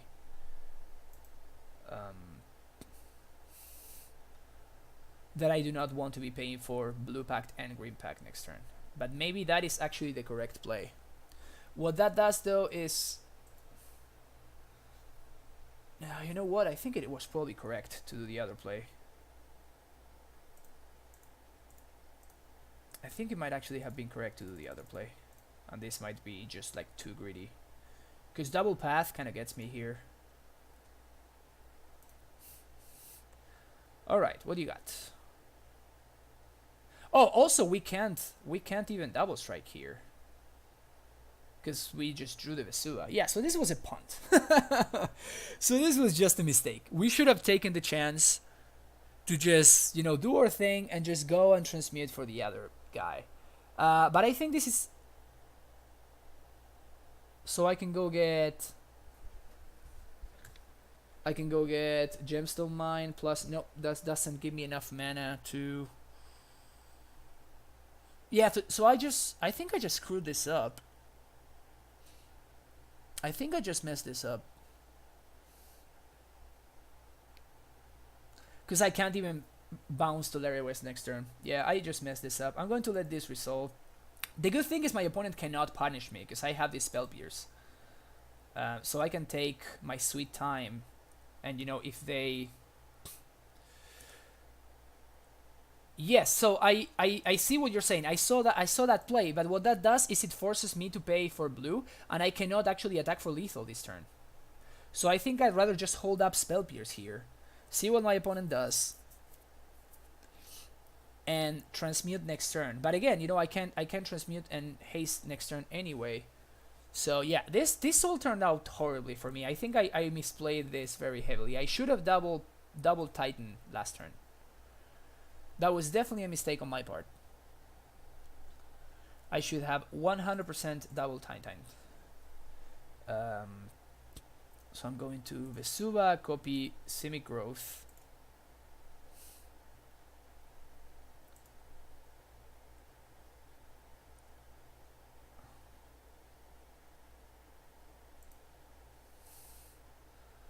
You see, I'm not even sure I want a Primetime this turn,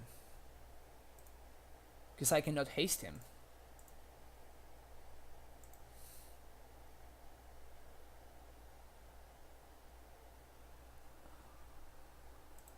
Summoner's Pact. Yeah, I really messed this game up.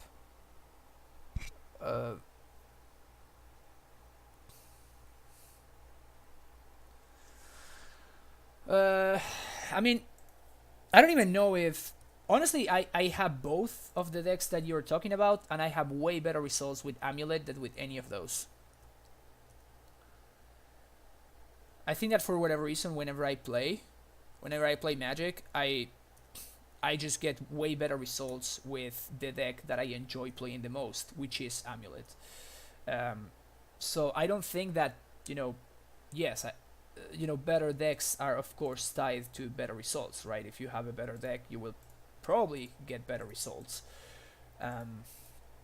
But in the end, like, I think it makes a lot of sense that you would have better results with the deck that you have the most experience with, and the one that you enjoy playing the most, which is the case for me. But that's just my thoughts. So I'm going to play this for sure.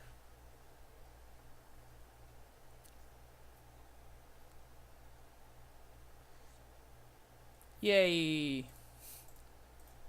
So in the end, after I punted, at least I managed to play, I made a mistake, but I tried to not let it get in the way of me winning the game. Okay, I tried to, still be able to play the best possible Magic that I could. And I think I was somewhat rewarded. So I can get Gemstone Mine, activate Stronghold Haste, and on the attack trigger I can go get I can go get some transmute action. So I'm going to do this. That's fine. White, red. And you can see why I insist that Gemstone Mine is one of the best lands in the deck, probably the best land in the deck. And I do not like whatsoever when people cut some amount of Gemstone Mines. I could double strike here, but I think it's more important for me to use this turn to transmute and get more blue sources, so I can get pacted. And I want to also have some amount of blue mana to pact to negation, right? I can actually get some value from Bog. This path, I want to blank my opponent's Snapcasters, so I think I'm gonna do this.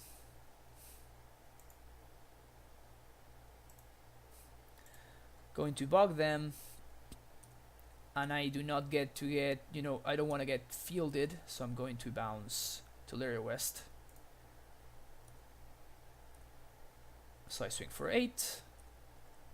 Next turn I will have to pay for a Summoner's Pact, and I also have mana to pay for Pact of Negation if I want to pact anything my opponent might play right now.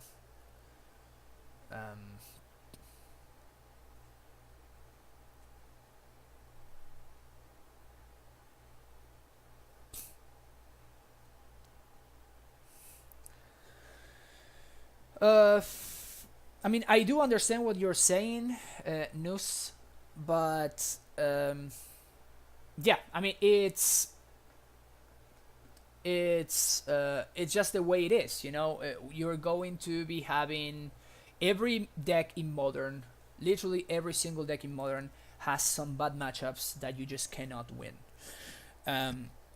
Living End has, so it's like you kind of have to choose who you're going to be losing to.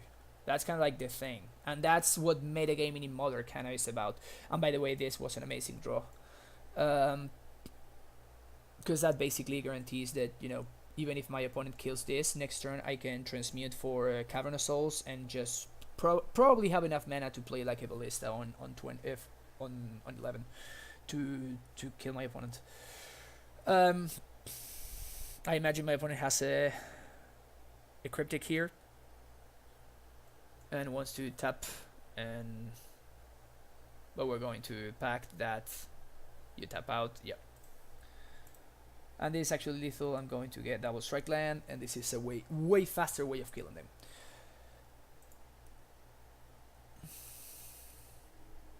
Okay.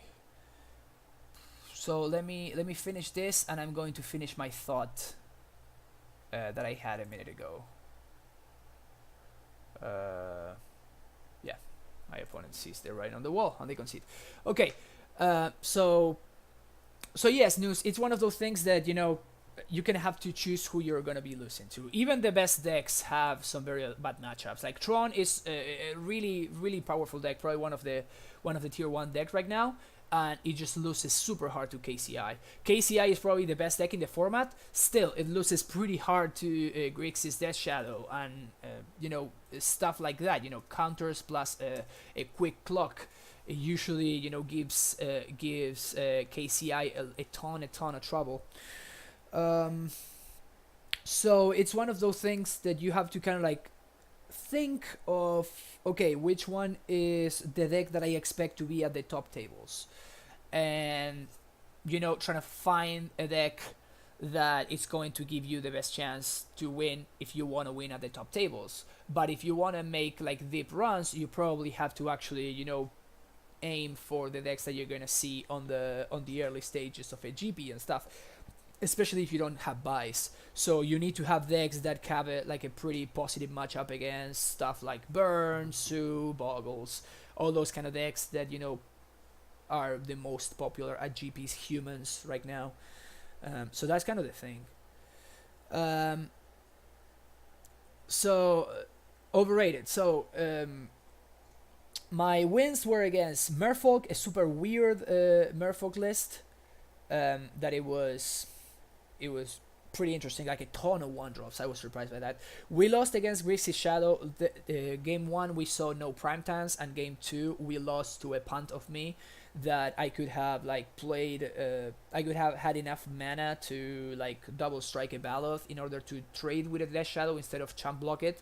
That would have bought me 1 turn that I needed to draw the Titan for lethal. This one right here was Dredge. We just beat Dredge. It's just that matchup is a non-issue. My opponent had a pretty nutty draw game 2, and we still turned to them, so that was pretty sweet. And we just beat blue-white control, straight blue-white control. We won game 1 because my opponent made some not great plays, and then we lost game 2 because I was just not able to punish their Planeswalker on turn 2, and my opponent basically double or triple Cryptic Commanded my bounce lands back to my hand, and I just lost too much tempo and died. But game 3 we just beat them like you just saw. Double Amulet is pretty strong. And again, where the last question was DT Lurch. As subjectively as possible, how well positioned do you see Amulet being this season? Probably better than it was last season, because Ponza is not that much of a threat anymore. Ponza was super annoying, and it was of course it was a pretty awful matchup. And Storm was also a pretty bad matchup that people don't play so much of anymore. On the bad side, people in paper are playing a lot of KCI, which you don't really see on Magic Online, because it's just like a million billion amount of clicks. So it's a little bit annoying to play. It's just like the deck is just annoying to play. So people don't really play it, even though I'm convinced it's the best deck in the format. And Amulet does not have an amazing KCI matchup. The matchup is okay. But it's very easy to lose. I've made some mistakes. Like Spell Pierce is okay, and it can be you basically have to counter KCI. And I also bring in Dismember and Abrades and stuff, but it's just it rarely is not enough. You really want to make it. When I beat it, it's because I think that when I beat KCI, it's because I'm able to land a pretty early primetime or Rurik, and just kind of win from there. Winning from there is kind of academic. And Tribe Scout flashing in Bojuka Bog is huge game. They have more ways of destroying artifacts like Tormod's Crypt and stuff, especially post board, and they can only kill Tribe Scout with Pyrite Spellbomb. So it's very slow and very awkward to kill the Tribe Scout, whereas it's super easy to kill a Tormod's Crypt. They usually do it at the end of your turn. And in that matchup in particular, tempo is incredibly important. It's massively important. You just need to get ahead, and you need to stay ahead if you want to beat KCI, because their combo is just way more consistent than us. We are overall faster, I think, on average, but for every turn 2 or turn 3 kill that we have, or turn 2 or 3 pseudo kill, I guess, if you attack with a prime time and then you second main, you transmute for a two-layer west, and you're just waiting for them to have their turn where they cannot realistically do anything. For every one of those, we have some draw when we draw too much interaction and not enough combo, or we have like a turn 4 or 5 Titan and it's just not fast enough.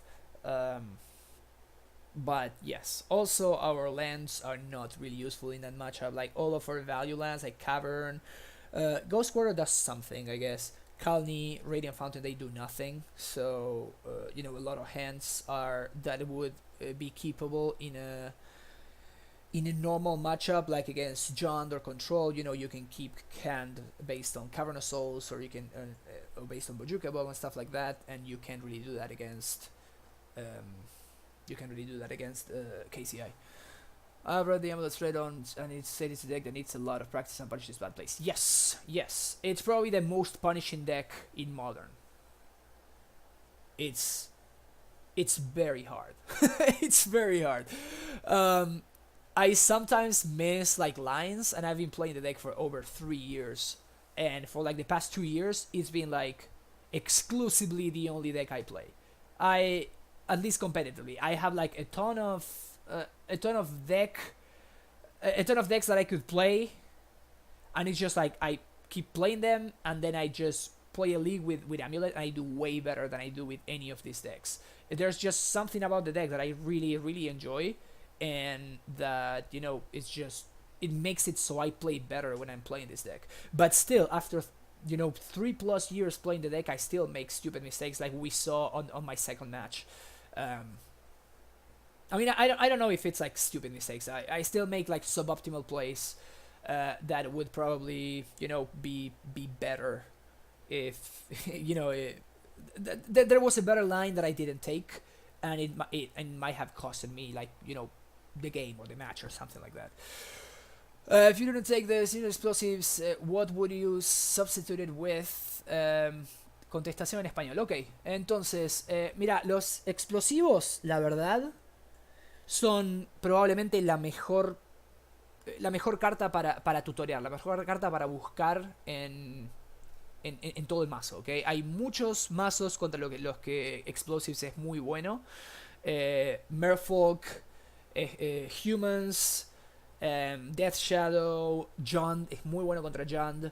Todas sus cosas importantes tienen coste 2. Y la versatilidad hace que inclusive en matchups donde las alternativas podrían ser cartas muertas que no hacen nada, convierte a Explosives inclusive en una carta playable, aunque sea malo. Por ejemplo, contra Mardu o cosas así. Si tuviera que sustituir los Explosives del main deck, jugaría un Slaughter Pact.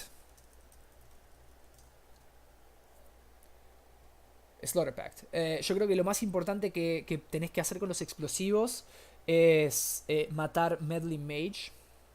Tener alguna forma para matar Meddling Mage que puedas transmutar, ¿no? Así que lo que yo haría es tendría Slaughter Pact. Slaughter Pact no es la misma carta, ¿ok? Explosives es la carta que quiero. O sea, por eso no estoy jugando Slaughter Pact, obviamente. Si no tenés el segundo explosivo, eso está bien. Si no tenés el segundo explosivo y querés jugar un pacto en el sideboard, eso está bien. Inclusive probablemente podría jugar un K-Return. Sí, pero la bomba no la podés transmutar. No poder transmutar por la bomba es fundamental. O sea, te cambia. O sea, no me interesa Ratchet Bomb, ¿me entendés? Por más que las cartas son muy similares, ¿no? Pero el hecho de que no puedas transmutarlo es un deal breaker. O sea, el hecho es que tenés solamente un explosives, pero en realidad tenés efectivamente 4 explosives, que encima tus titanes pueden conseguir, ¿me entendés? Entonces, explosives es una carta totalmente irreemplazable en este mazo, pero sí, soy consciente de que sale como $80 en paper y sale como 50 tickets online. Entonces sí, entiendo que desde un punto de vista económico es complicado. Así que lo que yo haría en tu lugar es jugaría un Slaughter Pact en el main deck. Pero es una carta que querés sí o sí. Si querés jugar el mazo a su full potential, tenés que jugar explosives. Sorry for the Spanish speaking right there, but I had a viewer that had a question that wanted to be answered in Spanish, and he was asking what is a good replacement for explosives. And while I'm talking about this, I'm going to actually go get another match. Basically, what I was saying is that explosives is pretty irreplaceable in this deck, mostly because of the fact that you can tutor for it. And it's super versatile against Jund, against humans, against Merfolk, against even decks where you wouldn't expect it to be good. It's usually never dead because it kills any permanent type. I've used it to transmute for like explosives against like even a Dracitron, and I was able to play like explosives on 4 to kill like two Thudnos, or explosives to kill like multiple chalices on 0. I play explosives on 1. Sí, seguro, Rimai-san. Ahora estoy explicando lo que te expliqué recién a vos, estoy explicándolo en inglés para los que no entendieron en español. And yes, and you can even like against Chalice, you can explosives on 0 through a Chalice by paying with one of your colorless lands. So this hand is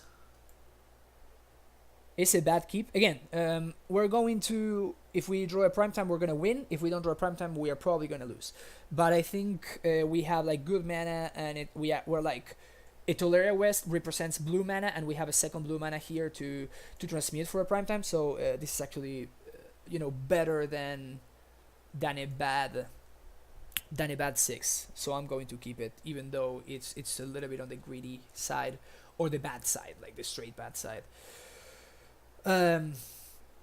But yeah, that's the explanation about explosives. And what I was saying is that you definitely want a way to transmute, a transmutable way to keep to kill a meddling mage. So that's why if I don't have explosives in the main deck, I would probably be running a 1-off Slaughter Pact there instead of the explosives. But I think explosives is an irreplaceable card that if you want to play the deck at its full potential, you need to have it. There's no replacement for it. Rimai-san was talking about adding Ratchet Bomb instead, and the fact that you can transmit for it is just like, it makes it just not worth it. It's just straight not worth it. Alright, so what is this? Main deck Grim Lavamancer. Alright. Okay. So, there's no reason for me to not play here. I'm going to force my opponent to use their Lavamancer. Is this like blue-red tempo or something like that?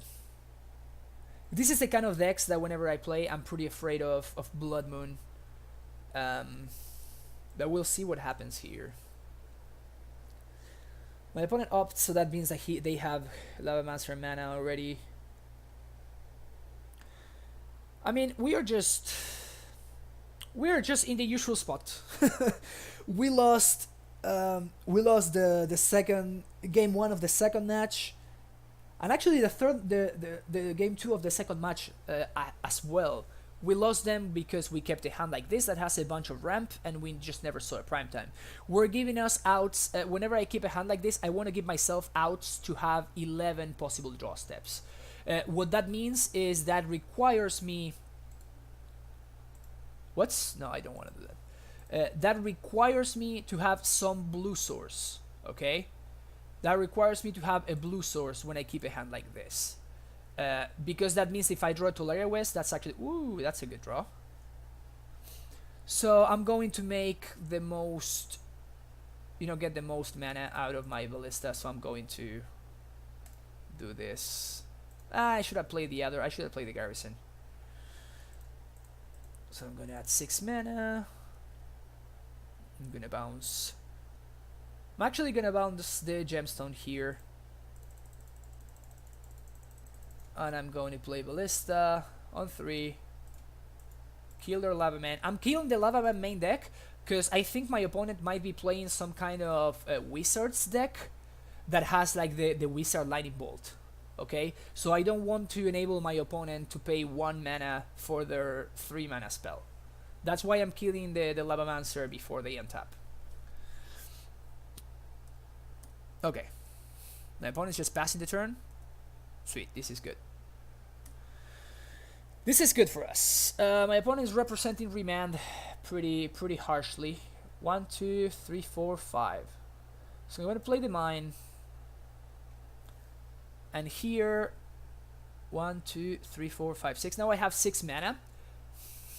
So I'm going to attack with Ballista. See what my opponent does.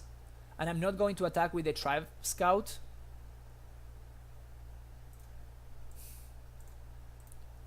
Because actually flashing in a land represents 1 extra counter. So it's basically the same thing, But yeah. Entonces, Rimaisan, espero que la respuesta te haya servido, ¿ok? Espero que hayas podido... que haya respondido tu pregunta de la mejor manera posible y que hayas entendido por qué los explosivos son tan importantes en este mazo. Alright, so here my opponent did not kill my Ballista, which puts me in a very good spot. Basically, if they don't bolt my Ballista here, this Ballista is going to run away with the game. And they did not. So I think this Ballista is just going to win the game by itself. Spell Starter's Fry. Sure. Yeah, my opponent's just playing... just not a good deck. Again, I'm not going to kill it because there's no reason for me to enable their lightning bolts. Like at this point, my Ballista is untouchable unless my opponent double bolts it. And I'm just going to start adding 2 counters every turn. And I'm just basically forcing my opponent to chump every single turn. Okay, Lavamancer, it's probably something that I'm interested in killing though. Now we draw a Growth Chamber. So I'm going to do this right now. And now I'm going to play Growth Chamber. And unfortunately yeah, my opponent just concedes. Yeah, this Ballista just took over. And it was just unkillable, yeah. That makes sense though. I'm going to go to the bathroom real quick and I will be right back while we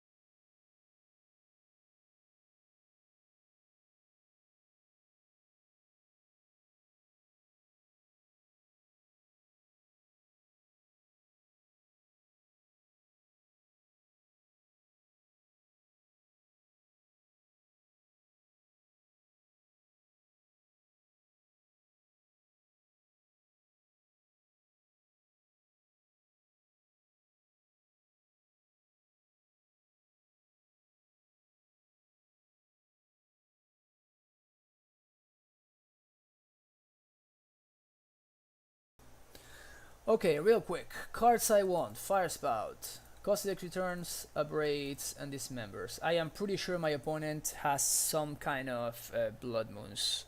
Some amount of Blood Moons in their deck. I think Colony Garden is going to be the worst of our lands, so I'm going to take it out. I'm going to bring in both Bailots and the Nature's Claim. I'm bringing in Bailots because my opponent has a deck that's basically built around the card Lightning Bolt. Okay, they have the deck should be called 8th Bolt or something. My opponent is gonna have a lot of counter magic, and I do not want to be stuck with these guys. I bring in Trackers because they basically have the same effect that the Ballista had in that game, where once they get past 3 toughness, they are very close to unkillable unless my opponent has exactly like Vapor Snag or something like that. And yes, I tried to do that really quick, so I didn't explain anything. Upgrade is because I don't want my opponent to tempo me out, and also they might have some amount of Damping Sphere, but I'm honestly more afraid of Blood Moons than anything else. And we are, of course, greeted with an unkeepable hand, so I will mulligan.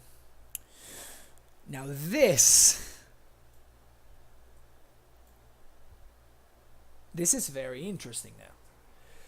If my top card is a green source, this hand is really, really, really good. But my top card is a green, needs to be a green source specifically. Okay, even if it's some other non-untapped land, I would expect my Amulet to die on turn 1. So I am a greed monster, so I think I'm going to keep this hand, and then I'm going to basically die with never playing anything, and I'm going to painfully bottom that second Amulet. Yes, this is a mulligan under normal circumstances, but yep, and now we get punished. Again, rightful punishment is not something I'm completely against, okay?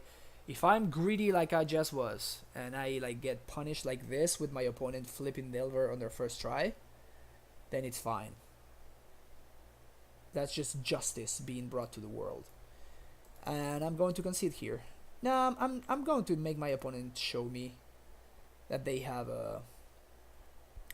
If my opponent has like a Surgical or if they like turn 3 Moon me or turn 3 Damping Sphere me or something like that, I am going to concede. I am not going to show them that I have like Trackers and stuff. But yeah, this is one of those hands that I probably needed to multi-5. Considering my opponent's draw right here, I don't think that a multi-5 would have been enough anyway. But I don't know.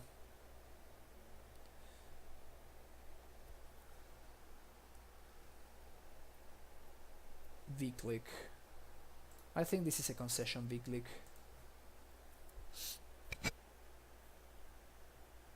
Alright. It didn't pan out. It was, we just needed to find any untapped or even any tapped non-bounce land, and we drew a Grulturf.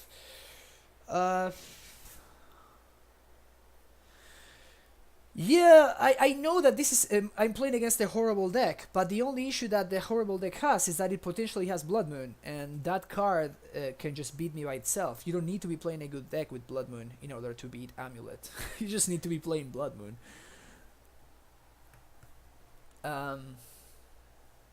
So that's the only thing I'm afraid of. Maybe I want to side out one of these guys. Bring in an extra Drive Scout.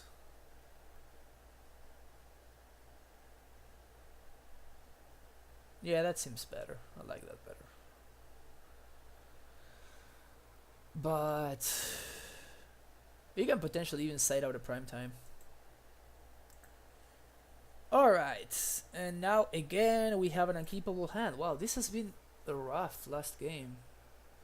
Yeah, no green sources means mulligan. I mean, at least this one is not... It's not terrible. So you have like turn 1 Amulet. Turn 2, potentially we draw something. I'm not saying it's great, but...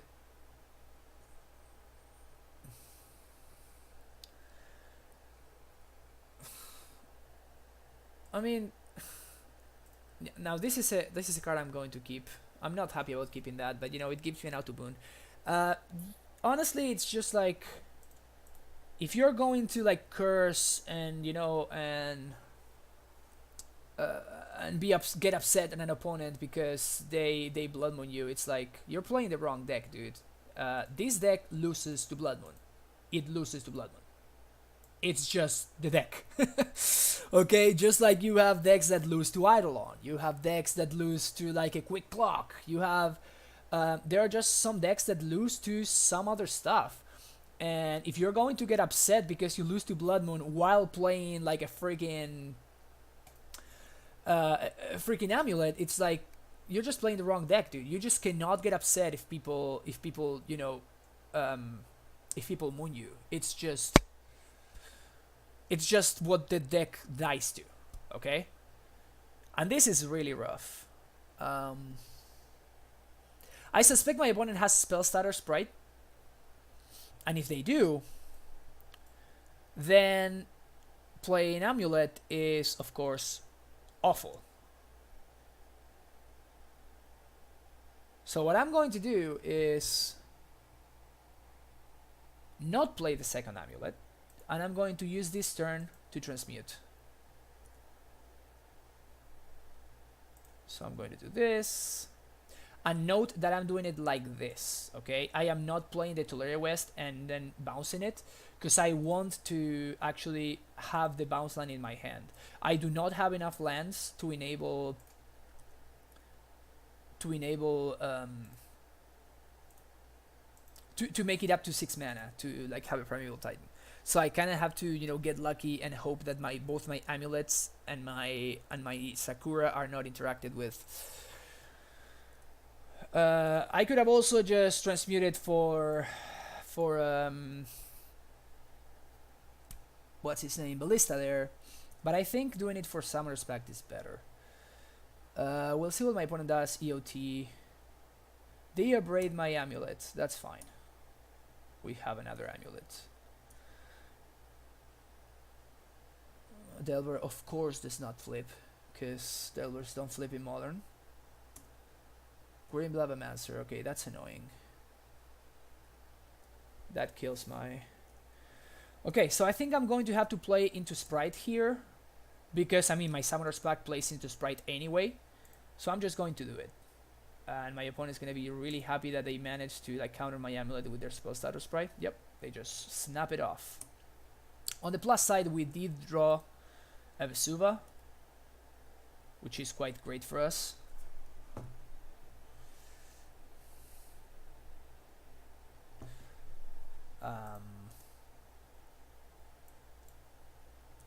And I'm going to pass. If my opponent offers me to trade for a Delver, I'm going to trade for a Delver. If they just main phase kill my scout, it's fine. They just main phase kill my scout. So I'm going to flash in... I'm going to flash in Vesuva, I think. I'm going to flash in Vesuva. Copy in Simigrowth. That's fine.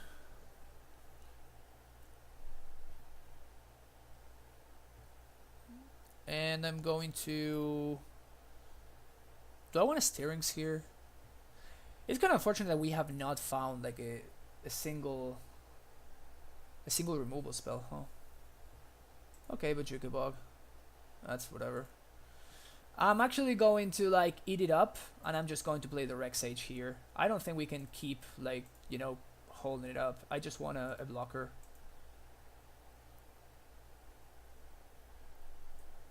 If my opponent moons me next turn, it's, you know, Celavi, whatever.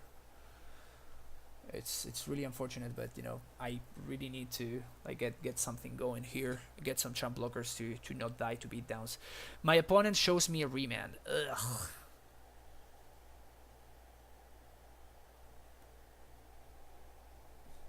All right, they very much did not need to do that.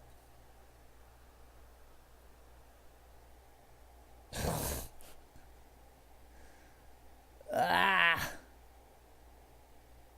Am I going to lose to this pile of crap? Damn it.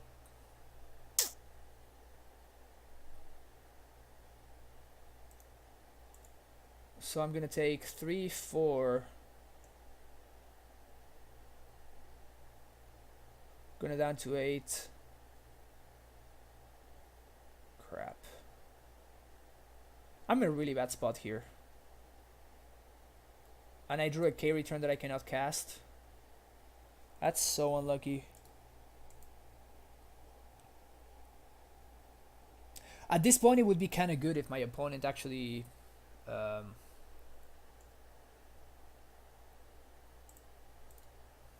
my opponent moons me. At least I guess I can like carry turn the board. Yep, I just got out tempoed. Yep, I just died to this pile. That's really unlucky.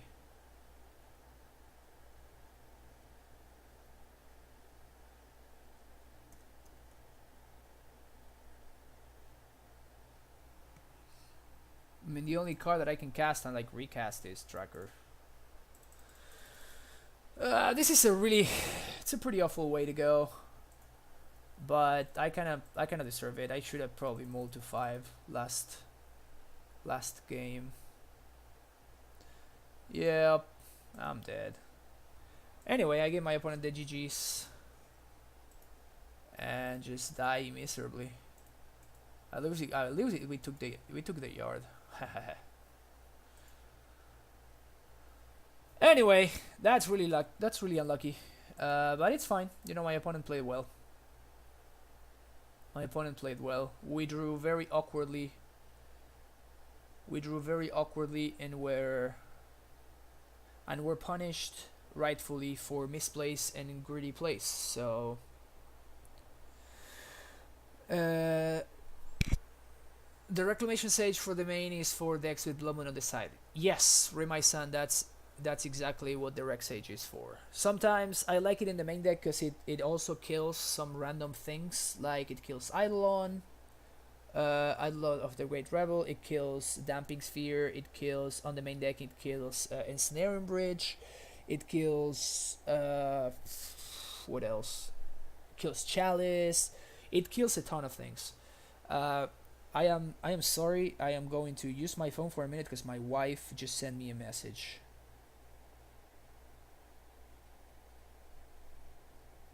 So I'm going to leave for a minute and we'll be right back. I also want to get some food, go in and get some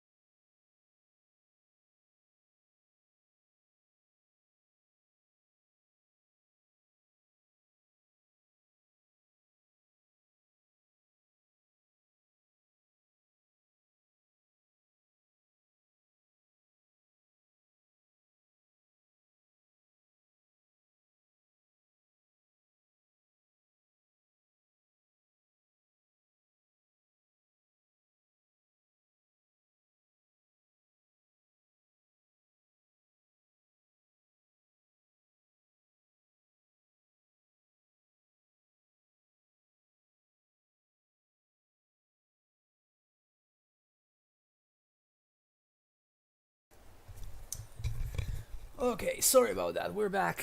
About the list, it felt okay. I mean, we really got punished for greedy plays or misplays, so that it makes sense. It makes sense. No use in complaining about that or anything like that. It's. I think I want to run it back. I am not sure about the Bailoth tracker thing. I'm gonna run another one like this, but I will see whether I want to add another Spell Pierce instead of the second Bailoth. We'll see. But in any case, here we go.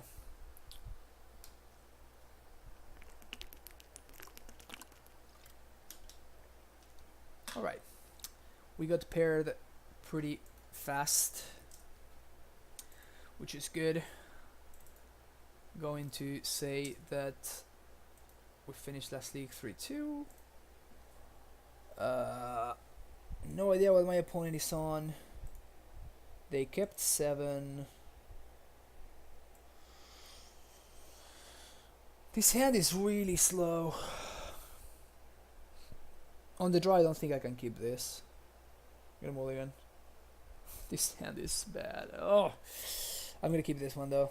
1 green source is all we need. So, give me some energy. Green source. Crap, I guess that is a green source. That's a super slow green source. Ugh, okay, sure. That feels bad though. Since our one land, it's actually like a somewhat relevant land. I guess it's less bad. Okay, so we're against Dredge. I don't think this is the same. No, it's not the same Dredge opponent we played earlier. Wow, my Dredge opponents have been pretty lucky, I guess.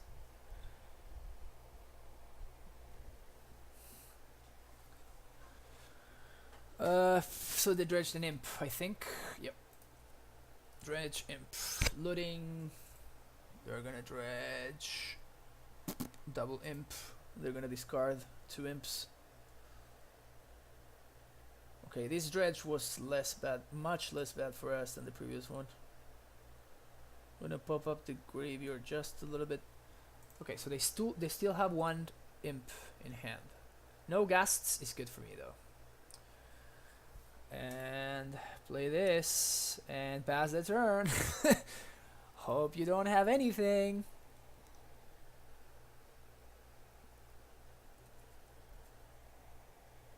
Okay, so now all their amalgams are gonna come back. They dredge what? They dredge another imp. So they have 2 imps in hand plus 3 unknowns. So let's naturally draw a Bojuka Bog.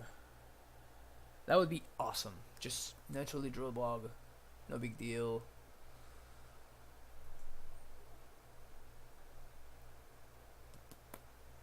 My opponent takes 1. He loams back. Mesa, Crypt. Okay. Mesa times 2 and Crypt. And then plays.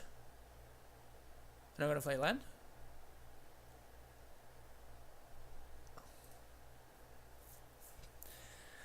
So if I draw another land here, okay, that was pretty lucky for us actually. No Bloodghasts in all of those cards. That's pretty good. So they play a Crypt. Tapped. Amalgam comes back and it's our turn. Okay. Considering Azusa is not really gonna ramp us, what I'm gonna do is I'm going to hope to get lucky. Okay, I'm going to Ancient Steerings instead of playing the Azusa, and I'm gonna try to hope to hit a bog. If we hit a bog here, that's actually pretty good for us. We did not hit a bog though. I'm gonna get Gemstone, and I'm going to play the Gemstone and Steerings again, because hopefully we hit an Amulet or an. I mean, actually, at this point, we're kind of looking for another bounce land. Ah! 1 turn too late. 1 turn too late. Of note, the reason why I didn't want to do I didn't want to play Azusa there is because it wouldn't have given us much value, okay? We would have been able to play Sunhome, and that's it. So that did not seem like really that good for us. So, we'll see what my opponent does here. They are in the draw step trying to figure out whether they want to dredge or not. They do dredge. It's Thug. And now we'll see what my opponent does. They got double Amalgam and a Ghast. Yeah, so we're actually in trouble now. My opponent might actually outrace us. Might. 1, 2. They have all 3 conflags in the yard though. This bug is actually going to kill all of their conflagrates. So that's actually pretty relevant. So if they want to conflag, they have to do it right now. And they did not get back a loam.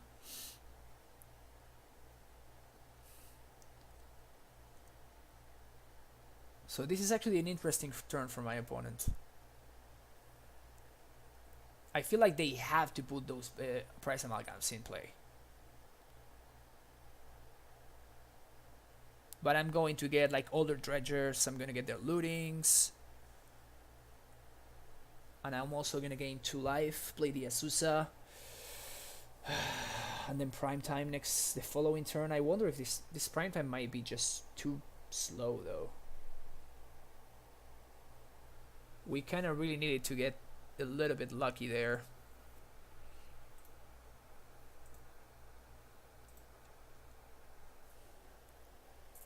So my opponent is actually...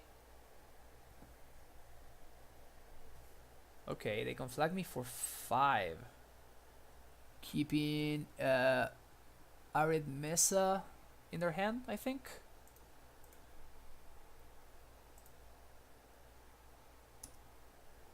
So they're keeping an Arid Mesa in hand. And they discarded both imps, yeah. So I don't think I know any cards from their hand. Maybe one of them is a loam. So he's gonna get the amalgams back, which is kind of like a lot of pressure.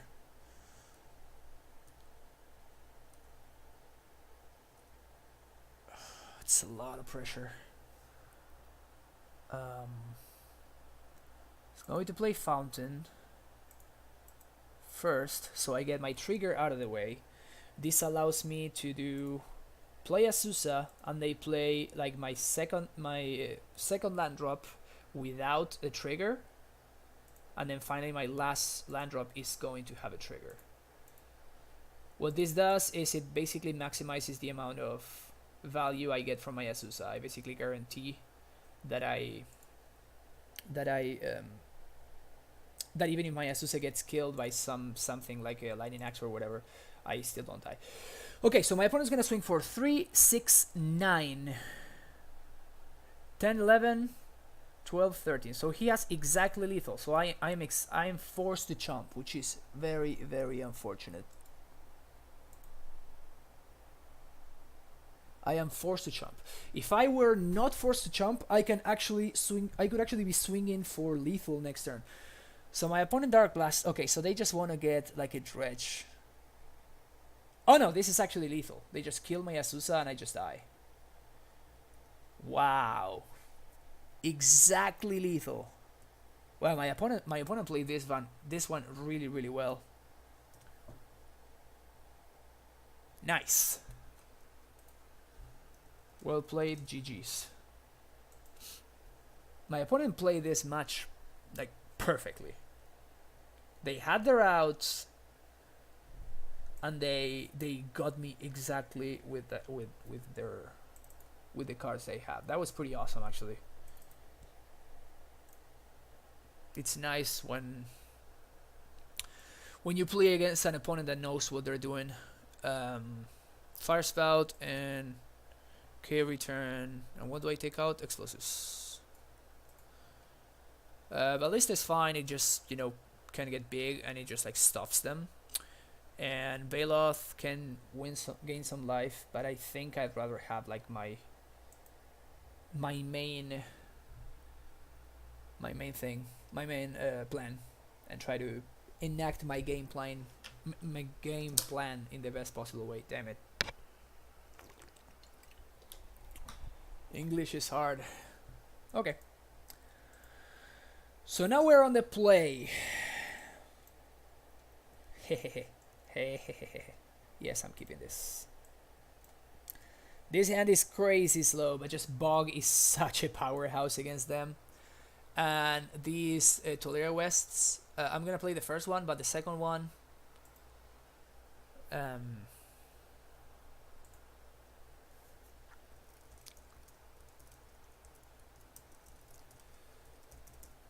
but the second one I'm probably going to transmute for a bounce land.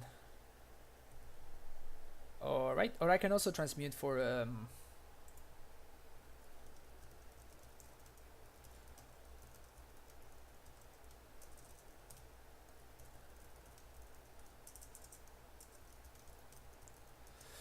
okay, my opponent has clearly slow hand, and they discarded this to enable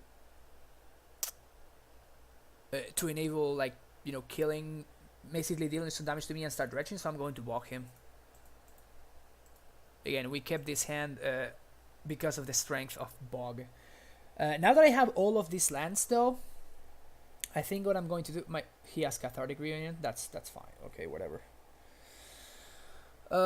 They discard Amalgam and have no Dredger. Sweet. So they have a slower hand too. So I'm going to play Gemstone. I'm playing Azusa, and I am playing the 2 extra land drops, and now we're setting up for prime time next turn. And we can even, you know, transmute for something if we deem that it's worth it. Considering my opponent has like a really awkward draw and a very slow one, I feel pretty favored here, but you know, Dredge can change that quite fast. Like so, for example. Okay, now I have to get a little bit lucky with this Imp Dredge. Okay, so they have an Archamoeba, and that's it. They cannot keep dredging. This Miba keeps brings back 2 Amalgam Cells, so that's pretty good.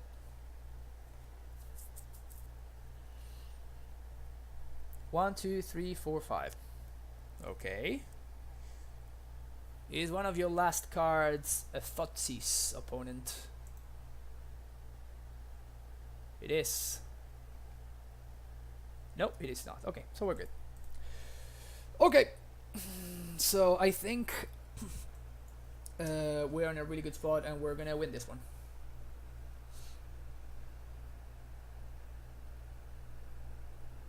Whatever my opponent does now, unless they have like Street Wraith or something.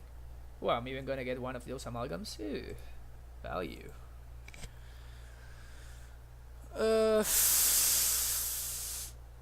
So those amalgams are actually going to trigger at the end of my turn. Okay, so that was a pretty good draw, I guess. So now we actually get to haste the Titan and swing in for 8, which is pretty sweet.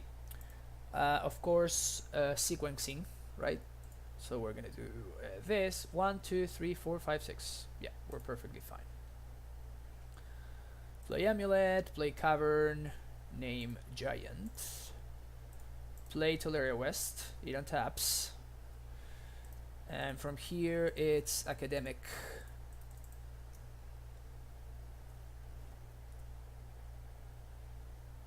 Yes.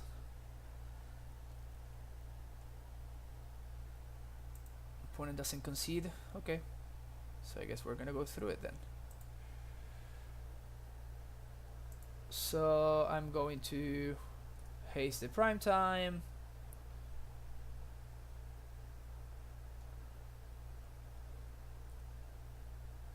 Haste the prime time.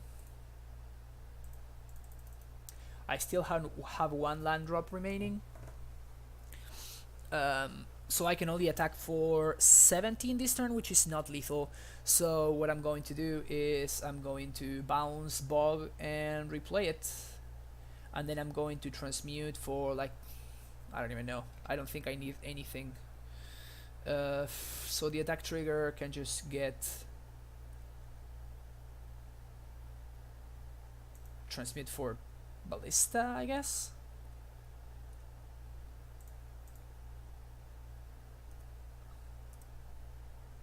So yes to this. Gonna get Bounce Land plus. Guess I'm gonna gain 2. I'm at 20. Yeah, it just doesn't matter. It just doesn't matter. I'm just so far ahead. Get double Bounce Land, I guess. Double Simic Growth.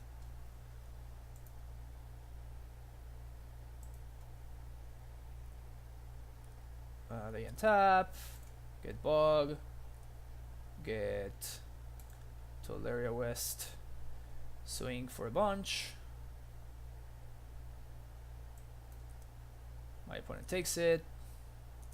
Second main. I play Bog. Kill your yard.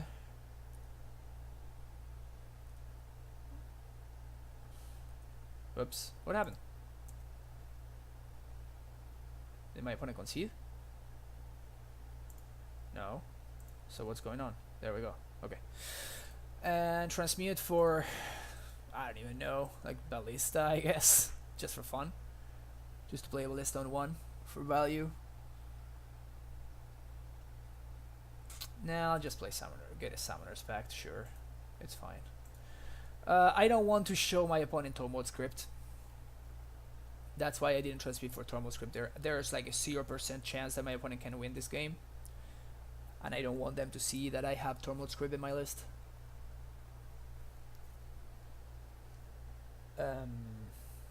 If they attack, do I even care? If they attack, I'm going to like chomp with the plant and then take 6. I definitely do not want to kill their Bloodghast because I don't want to enable, you know, more amalgams to come later.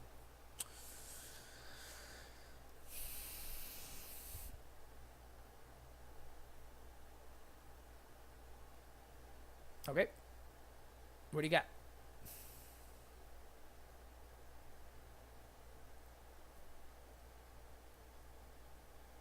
What do you got?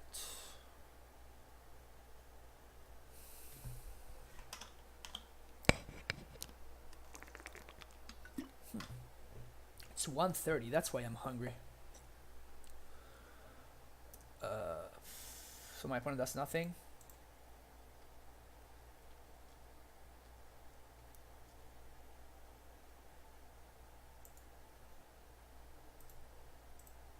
Play around anything that can be possibly played around. It just doesn't matter. It just does not matter. Like -1/-1 plus Lightning Axe, I guess. Whatever. It's fine. It's fine. We're good. Anything I want to change for game 3? I don't think there's anything. Bogs are nightmares, says my opponent. Yeah. Especially when you are bouncing it and replaying it every turn.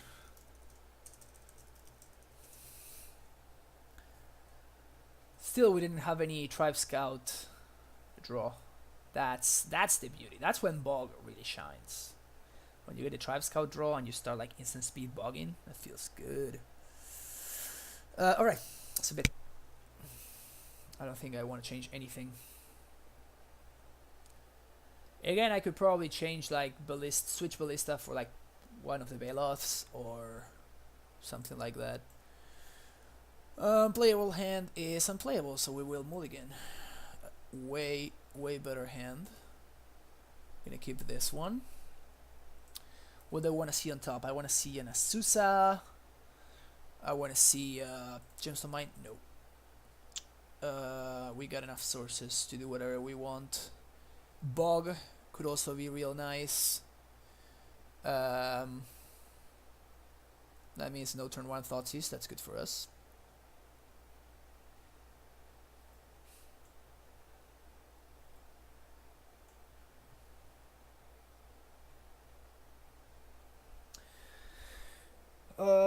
going to lead on Radiant Fountain, playing Amulet. Again, it's likely my opponent has Ancient Grudge or something like that. It's kind of one of the things that it would be pretty unfortunate if that were the case, but I cannot really play around that anyway. There's no way I can transmute on 2 unless I draw an Azusa, so I'm not going to play trying to maximize my chances, because there's no way I can. Even if I draw a second Amulet, I can transmute anyway, so it just doesn't affect really my turns. Shriekhorn. Sure, my opponent has a 1/1. My opponent has a 1/1 and a 2/1. And I have a Kozilek's Return. Okay. So I am going to play...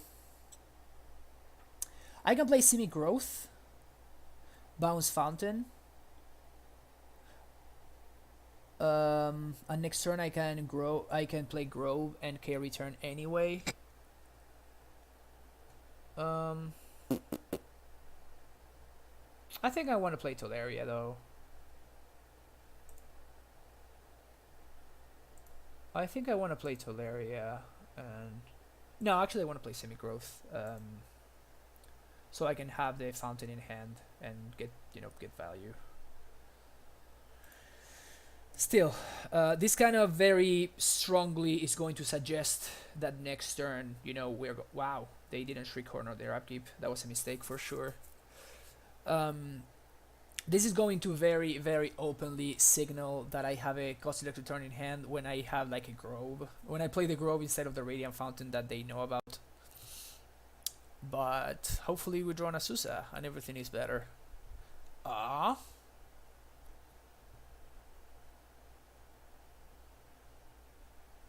Okay, considering this happened, I am definitely going to hold up. And we draw a second Amulet. I'm not going to play with this Amulet until we draw a ball or something. But this is going to buy me a lot of time. Why not Shriek? Yeah, that's what I was thinking. Next turn they should have done the same thing. At least represent that they have something, right? It's just naked, don't do anything. Feels terrible. What are you going to do? They drew the Loam. That sucks. Sure. Glyphs and mine. That was pretty good for them.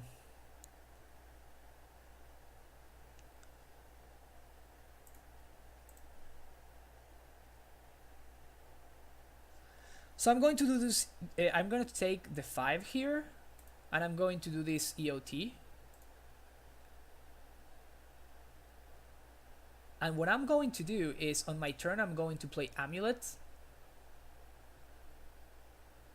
Because I feel like the only way I lose is if I get aggroed out. So this is what I'm going to do.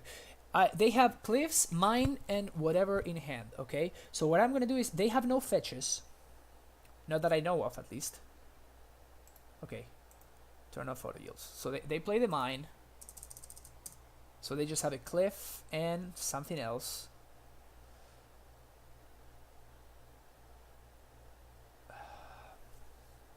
They have is their last card Reunion? No, but they can't cast Reunion. So what is it then? Are they conflagging me? If they conflag, yeah. Okay, so this is great for us. So check this out. And this is the first time that I'm seeing Tormod script being absolutely insane.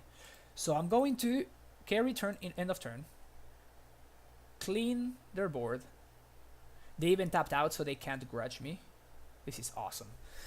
So, pay 1. Play Amulet. I'm going to cast play Simic Growth. And does Explore change this? No, it does not. Yes, it does. Yeah, that's cool. Okay, so I can... Yes, I can actually do this. So I'm going to Fountain. Okay, I'm going to Fountain.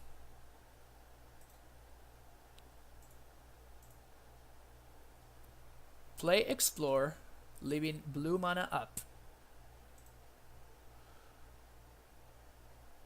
Now I'm going to play Simic Growth,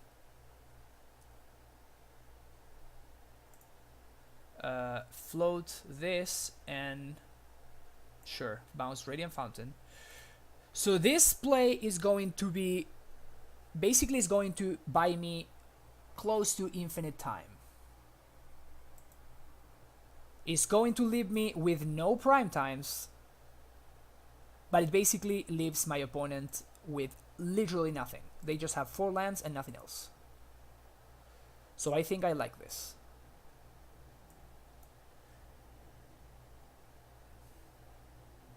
Hardcast and Archonviva, sure. That card I can beat. Steerings, Bojuka Bog, sure. I'm going to play Fountain, play Azusa, and I don't have a tracker, so there's no value in holding this, so I'm just gonna play it. And I'm gonna hold up the Bojuka Bog in hand. And now it's the top of my deck versus my opponent's top of the deck. And considering the amount of mana that I have, I'm going to go ahead and say that I think this favors me quite a bit.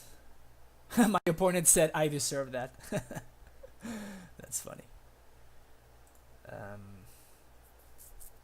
Okay, so I have 10 prime times. 10 prime times, 3 explorers that represent redraws. But well, that Shriekhorn was huge for my opponent. That was a huge draw for them. That way they might actually be able to get back into the game.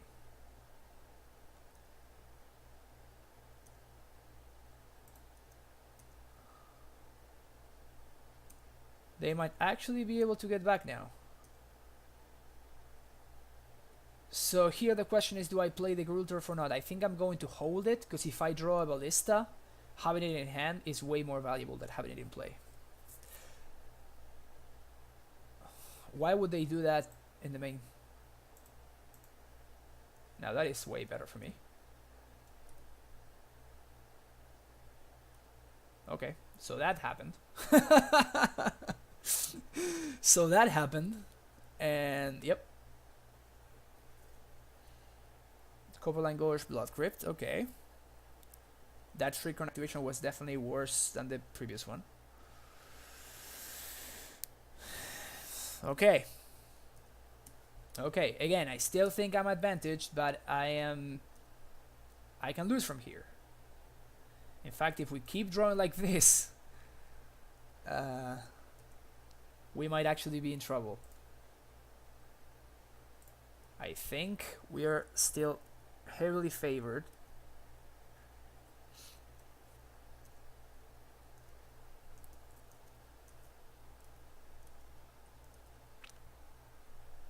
But yeah, this is modern for you guys.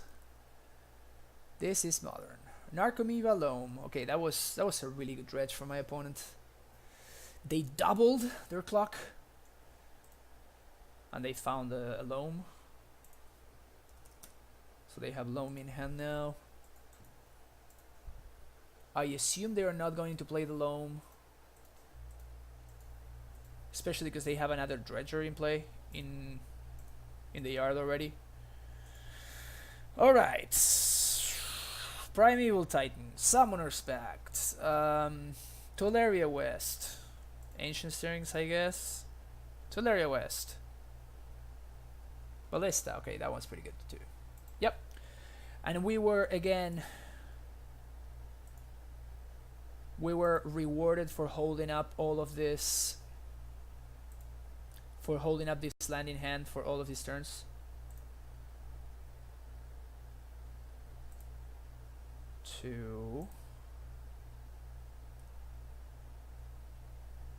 So that's 2, 3, 4, 5, 6. Ballista for 6. Do I want to bog them? I think I do want to bog them. I think I do want to bog them. So the last land drop is gonna be the bog. And I'm going to get the bigger ballista I can. Biggest, baddest ballista. I don't think they had Grudge in hand, because I'm pretty sure they would have grudged the amulet by this point. So I need to like slow them down as much as... Yeah, they just concede. Wow. Thanks. GG's. Good game, you definitely earned it, said my opponent. That's nice. It's nice to have an opponent that, you know, it's a good sport. I try to do the same thing whenever I play. Whenever I lose.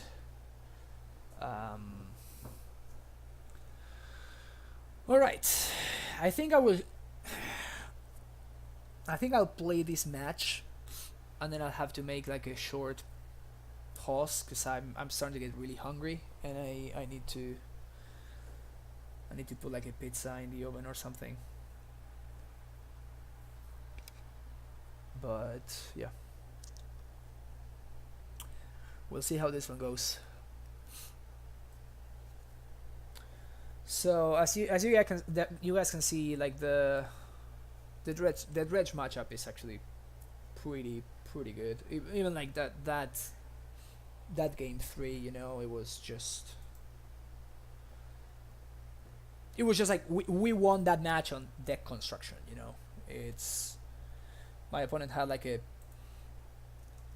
slow-ish hand, I guess, but our hand was even slower, but our cards were just like so much better than theirs, and they interact so much better than theirs. Mulligan. I kept one hand like this already today. I'm not gonna keep another one. I'm gonna keep this though.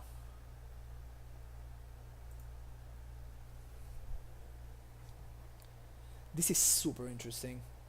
So turn 1 I'm going to play the Ghost Quarter and pass the turn. Turn 2 I'm going to play the Semi-Growth Chamber and pass the turn.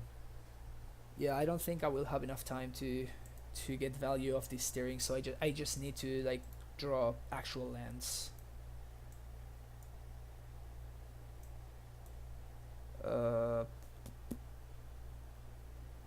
Inquisition, sure. Hopefully it's John and it's not Mardu.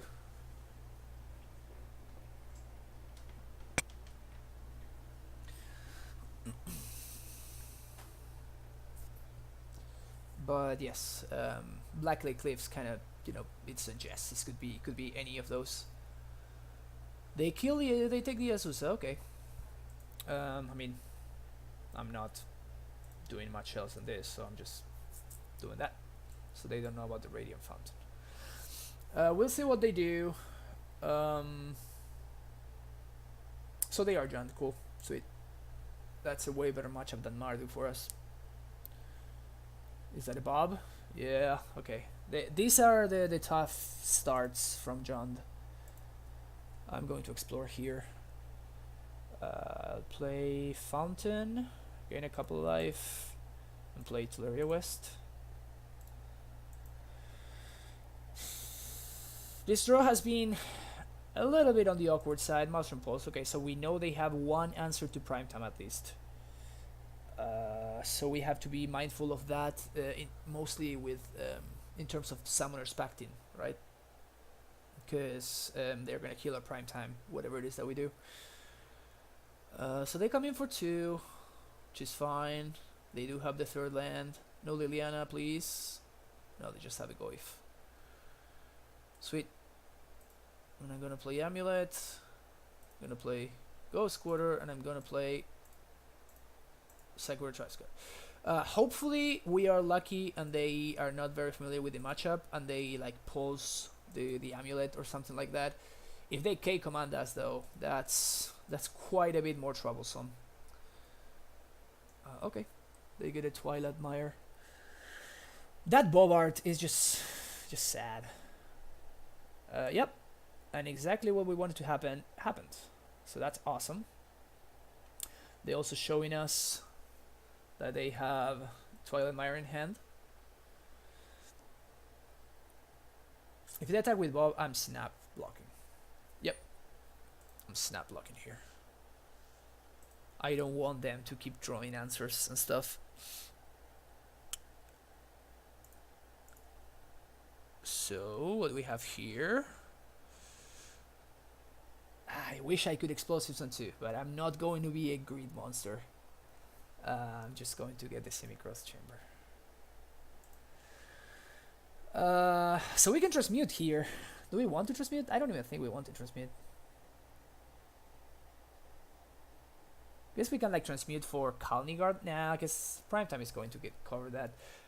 So I'm just going to like semi-growth and yeah, we're at 17. Their goif is pretty small. Yeah, I'm gonna do things like this. I was thinking of bouncing the Ghost Quarter and like discarding it to Liliana, but I think it's better to do it this way.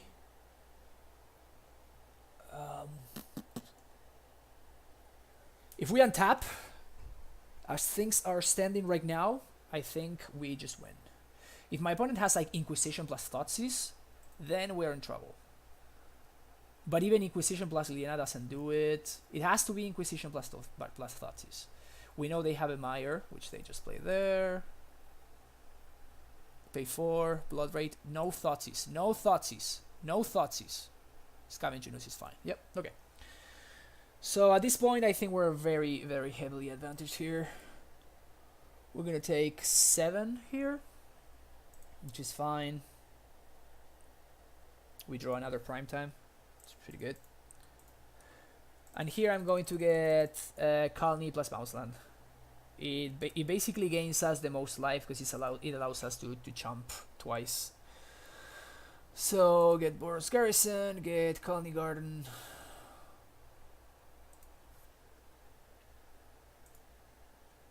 Bounce trigger. Get a plant. Bounce Colony, play Colony. And now I'm going to play around Bolt by if my opponent attacks with everything, I'm not going to. Or maybe I am going to. So they can eat 1, 2, 3 dudes. So the ooze can be up to 5/5.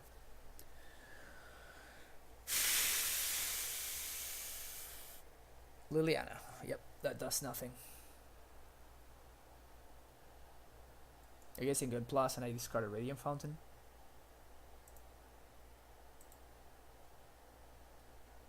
Discard a Blood Crypt. I guess they can have like Call against command here. So if they attack, I'm blocking the ooze. It's the most threatening card. They do not attack. Okay. So here I am going to attack with both Primetimes, I think. Ghost Quarter doesn't do much.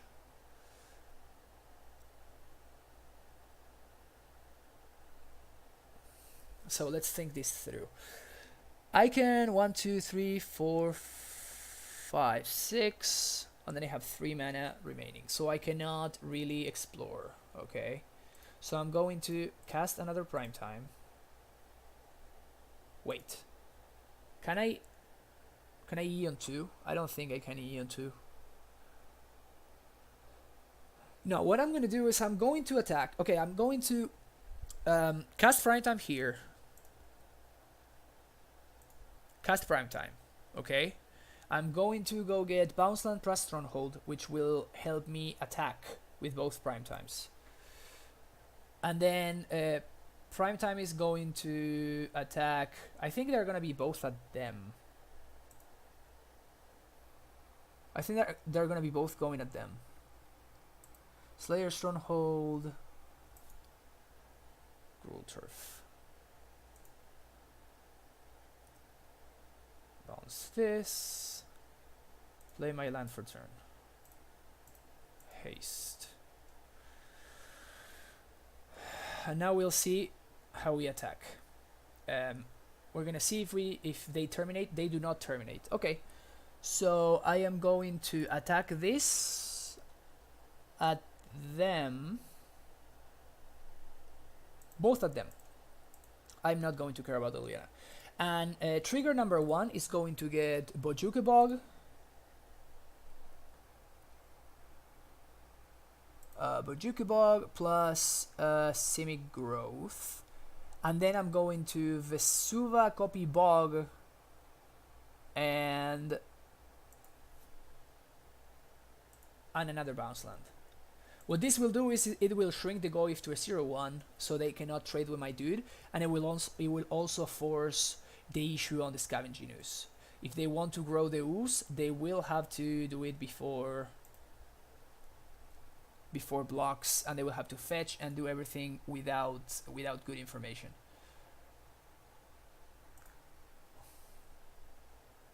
So bog myself. We'll see what my opponent does. They do nothing. So they cannot trade with either of my prime times. I guess they can trade with one. They just take it all. Okay. They go to 3. And now we pass the turn. I have 3 chump blockers. I think if they minus, I think I'm going to sacrifice the prime time. Because if they had minus there, I was going to sacrifice the prime time because I have another one, and I feel like the only way I get cheesed out is if they like pulse here and then like I don't know, attack with everything. No, but the Goyf is gonna be tiny, so it doesn't really matter. Yeah, I think I was good anyway there.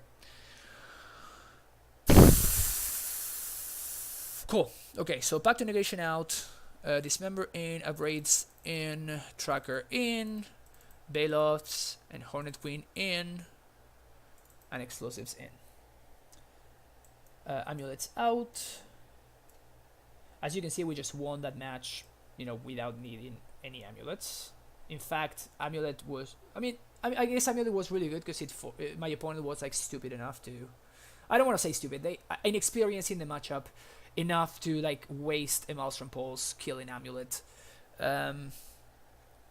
Which is, you know, it's not a, I don't want to be mean or anything, but it's not like a very common pairing anyway, you know. I do not fault anybody for not knowing the ins and outs of the Amulet matchup.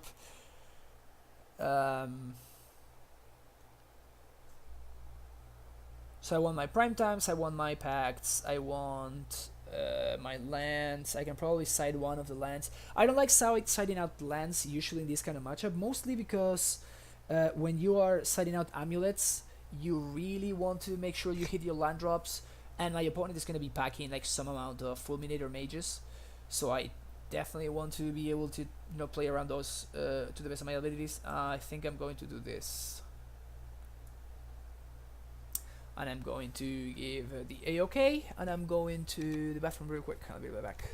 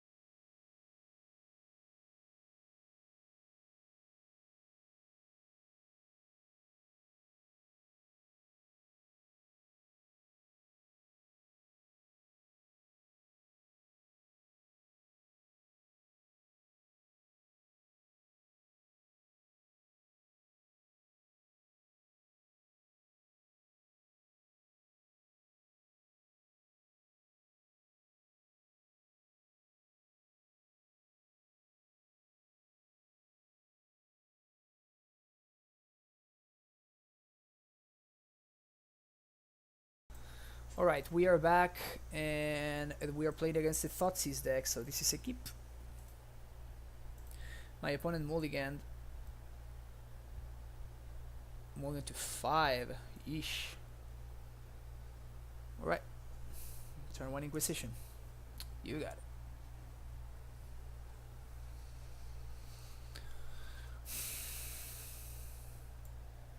I'm pretty sure that...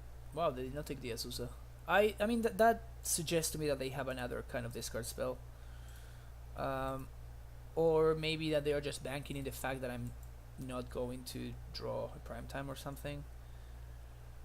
Which, hey, has happened has happened a couple of times already, so definitely not impossible.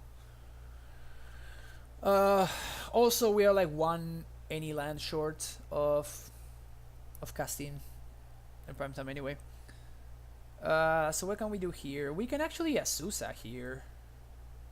But do I want to Azusa here? If we Azusa, I cannot explore. Hey, Kid Malkip701, thanks for following. Oh, that's right, follows are a thing while you were streaming on Twitch. I totally forgot there. I don't know if people are following and my notifications are just like random. But that's sweet. Sweet. Okay, so here I think...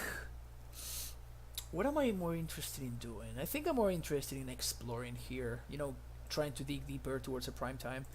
And if they, like... I'm not going to... Well, speaking of the devil.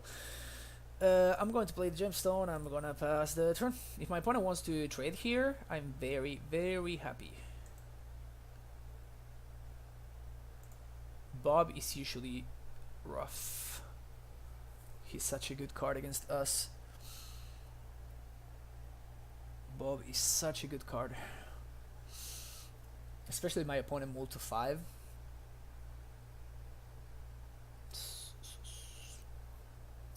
But yeah, he's not out of it yet. He is definitely not out of it. That is not a good attack though.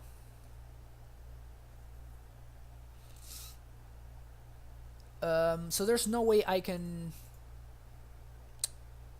do this where I can actually like exile their stuff, I guess. So I'll just do this. Meaning I exile their Bob so they cannot return it with K command or something. But I want to play the ETB tap land first. Liliana here? Liliana. Okay. Yeah. Yeah, I mean, my opponent can very much get this. My opponent can very much get there.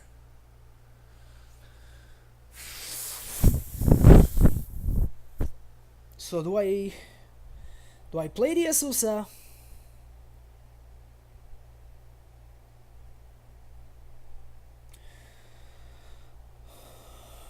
I can play the Azusa to play around potential Inquisitions.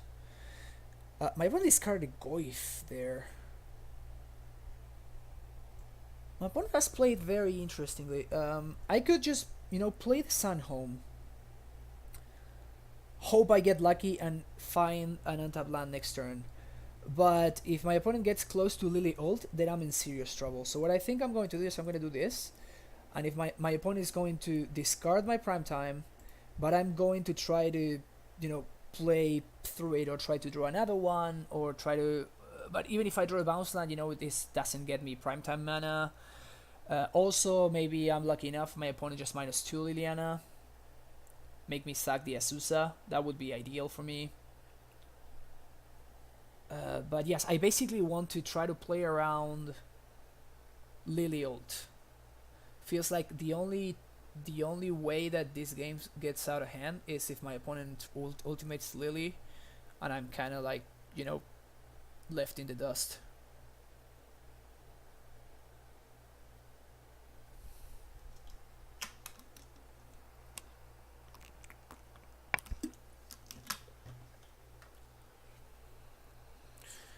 My opponent is in the tank here. They must be thinking about that. Do I do I minus Lily and like play something else, make them discard with colorless command? Maybe they have a second Liliana, so they can like -2 this one and plus the other one. Call against command. Okay. That explains their tanking. But they can't plus Lily now.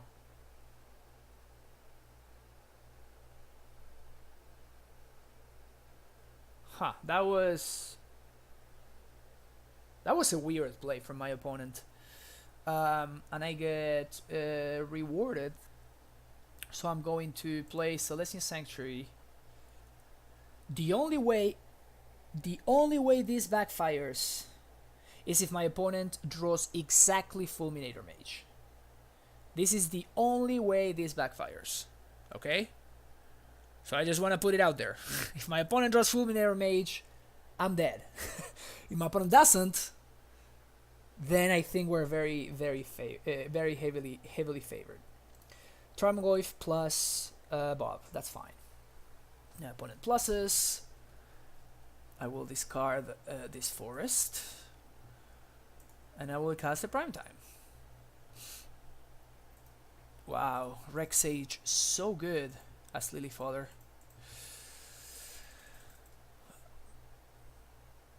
Yes.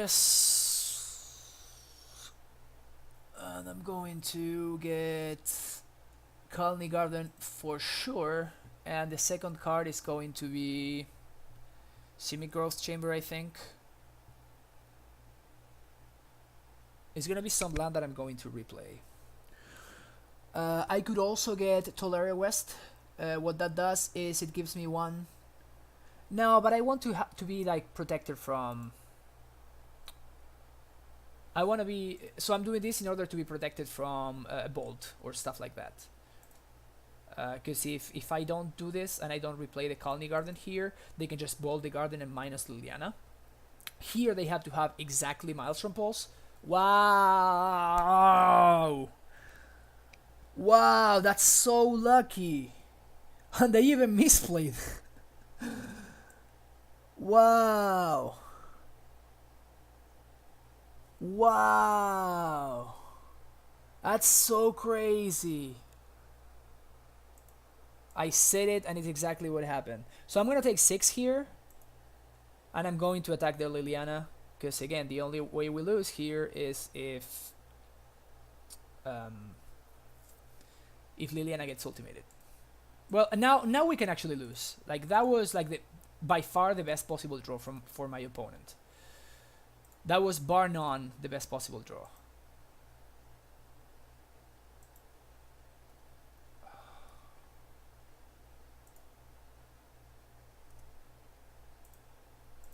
Attack Liliana of the Veil.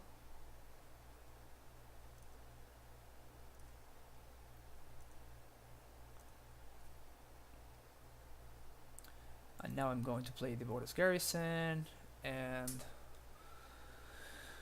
I don't want to bounce Gemstone because Gemstone makes it so so Tolaria West is an out. Because Tolaria West gets me Primetime 1, 2, 3, 1, 2, 3, 4, 5, 6, 7. Yeah, so that gives me Primetime mana. So the question is, which land do I want to discard to Liliana Plus, which is probably what the most likely thing my opponent will be doing next turn. And the answer, I think, is going to be Sunhome. Even though it's actually quite painful for us to be discarding Sunhome, I think it's the one that I want to be able to control Goyf sizes with Bojuke Bog, and I want to be able to, you know, if I draw Tolaria West, I want to be able to transmute and get a prime time. So, but yeah, that was really rough. I doubt my opponent has more than 1 or 2 Maelstrom Pulses at most. That was actually a super lucky draw on their side, and they draw a Fulminator Mage. Yes, okay, so now we're actually in trouble. If my opponent is smart, they are going to blow up my Semi-Growth Chamber. You know my hand, opponent. I just bounced this in your face. If they are smart, they are going to come after the semi-growth chamber, because that makes, again, this is the land that is making Toliara Western out, and it's the only reason why I didn't bounce the gemstone there. So that's also important to note. I'm going to let this go and take another 6, even though it's not great for me. But okay, that was a pretty good draw.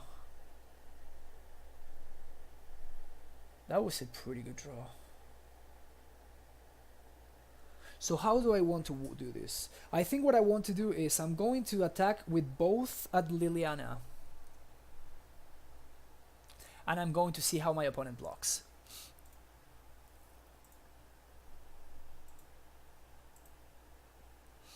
So, depending on how they block, I will activate my... They do nothing there? Okay, so I'm gonna do this. Okay. Of note that I cannot double strike anymore.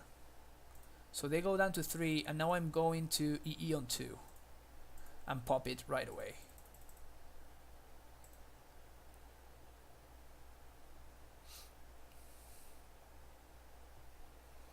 And this is why you play 2 EEs, people. Because the card is just amazing. So now Liliana is pretty much under control. What did my opponent draw? Bloodbraid. Wow.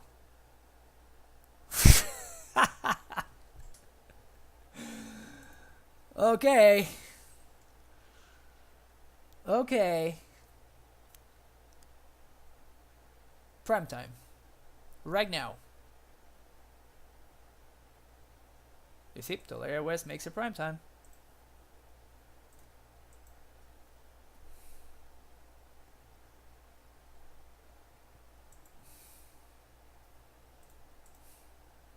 One, two, three, four. Yep, I imagined they were gonna do this. So what I'm going to do now is I'm going to take the slow route, because they are I won't be able to haste my prime time. So Primeval Titan, pay 1, 2, 3, 4, 5, 6. Primeval Titan, yes. What I'm going to do is I'm going to get Radiant Fountain and... So, do I want to play around Bolt? Or do I want to play around Kolaghan's Command and stuff? Because I can go get Semi-Growth Chamber and Vesuva can copy the Kalni Garden. Okay? That is the best thing against Kolaghan's Command and stuff like that. But if my opponent draws Bolt, then I just die.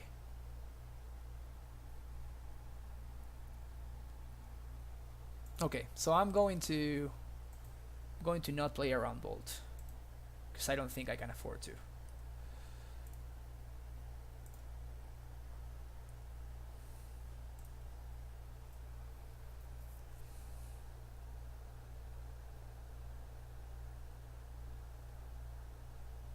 I cannot play around Bolt, and I cannot play around Terminate, because playing around Terminate would be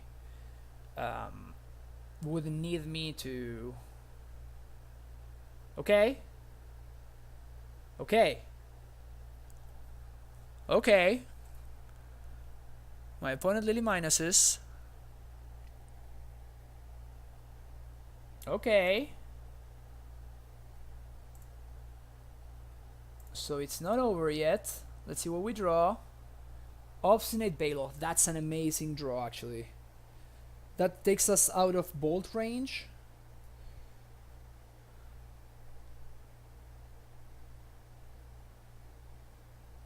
That makes it so Liliana minus is not bad. So I attack. Okay, I attack Liliana. He doubles block with Tarmo plus Bloodbraid. Okay, So what do I do if when that happens? My attack trigger is going to get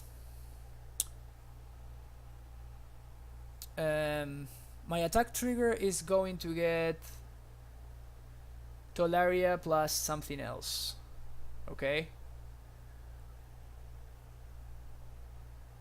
And that way I trade with a Goif.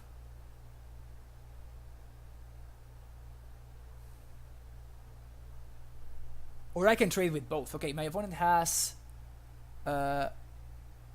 land, instant, sorcery. No, I cannot trade with both. I was thinking about like attacking and then just like double, putting the Blood Braid first, and then the Goif has like 4 damage left, but they actually have enough stuff so that the I mean, I guess I can attack, they double block, I put the Blood Braid first, then the Tarmo, and I can like get 2 bounce lands, and I can bounce Bojukebog plus Colony. That just seems bad though. I'm going to do this. Play the Baloth. Or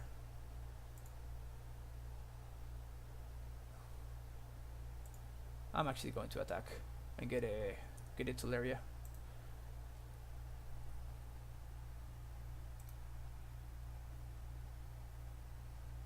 Tolaria, Semi-Growth is my best land right now, because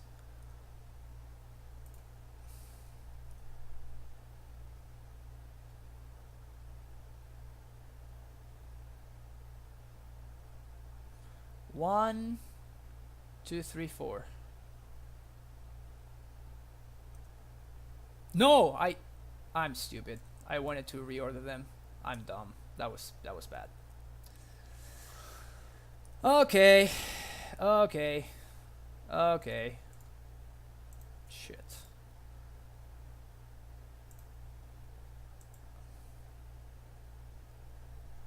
Going to transmute, go get a pact. That was so bad. Go and get play Baloth. Go.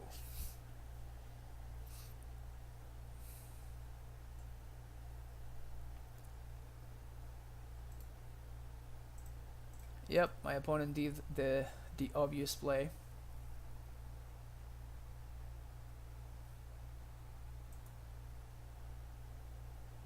Go get Baloth number 2.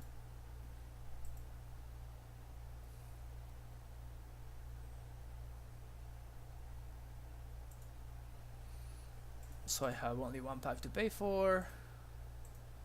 Pack to pay for. Play land. And do I suicide 1 Baloth into Liliana? No, I don't.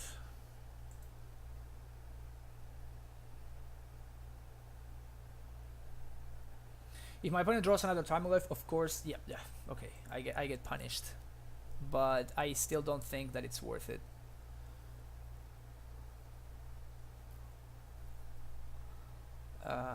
So we're drawing to 3rd Tolaria West, 2nd Explosives. That was a really bad punt, by the way. If I hadn't like ordered the Blood Braid and the Goif in the wrong order, I would be handily winning this game right now.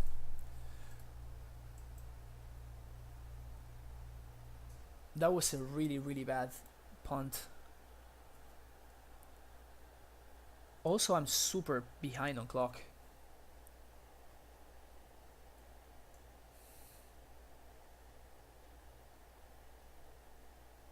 Brutality, okay. Sacrifice a dude, okay.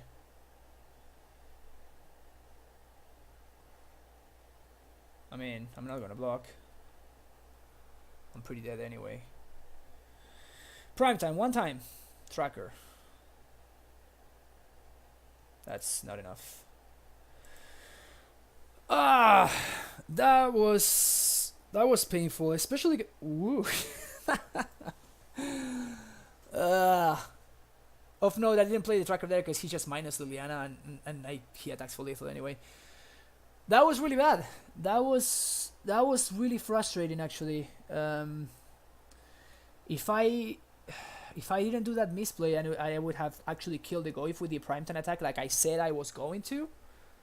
We would have very easily won that game because the 4/4 Ballots would have started attacking into the 3/2 Bloodbraid, and they would need to chump, or I just deal with the Liliana.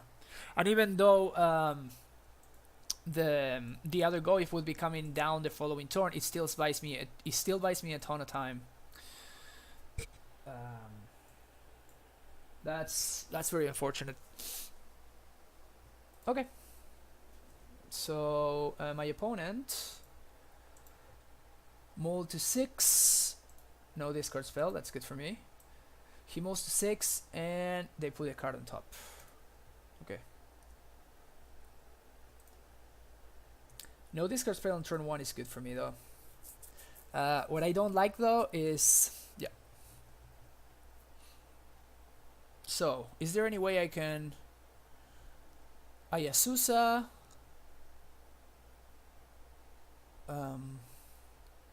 Can I kill? So what I can do is I can explore and kill the Bob. My opponent having mulligan, I think I'm going to explore and kill Bob.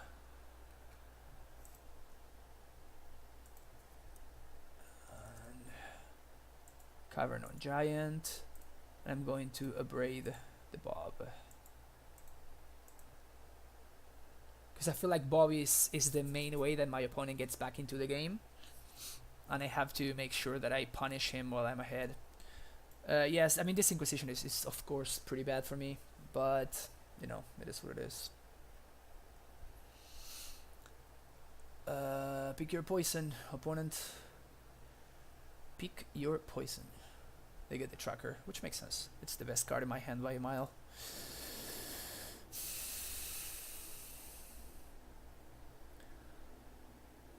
So sequencing here. My opponent is representing some kind of bolt or stuff like that. So I'm going to do this. I'm going to play my bounce land first. Bounce. Now I play Azusa. Now I play my land with no trigger. Then I play my land with trigger. And I'm going to take the... I mean, they did not have another discard spell last turn, even though they saw my hand and they know that discard spell is good. So I'm not going to play Ballista this turn. I mean, they would need to exactly draw... discard spell this precise turn in order to punish me. Because even K-Command or Liliana, I just discard the Boros Garrison and we're fine. And I just play Ballista on 1, 2, 3. Ballista for 3. Alright. We have once again made it to the Hope Withdraw Titan part of the game. And we are just waiting to see what my opponent has. Probably as soon as this match is done, I'm going to go have some lunch, and then I will probably just like stop the stream, and I will start streaming the last three matches as soon as I'm done eating. Wow, why did they discard the card? My opponent just like purposely made their... They just purposely discarded a guy. That makes no sense to me. 1, 2, 1, 2, 1, 2.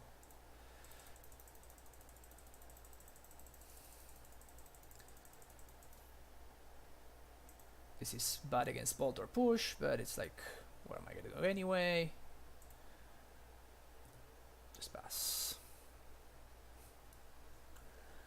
I guess them not having green mana is like stopping them pretty hard. 1,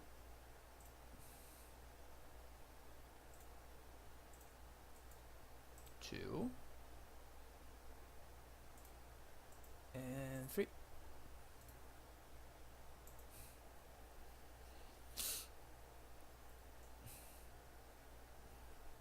Wow. Am I gonna lose again? My opponent has been very, very lucky with their plays.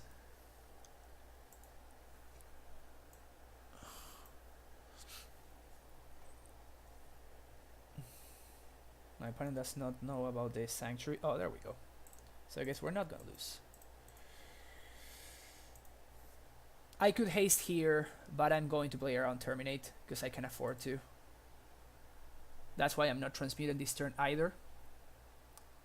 Because I want to do this and make sure that I can transmute the turn after.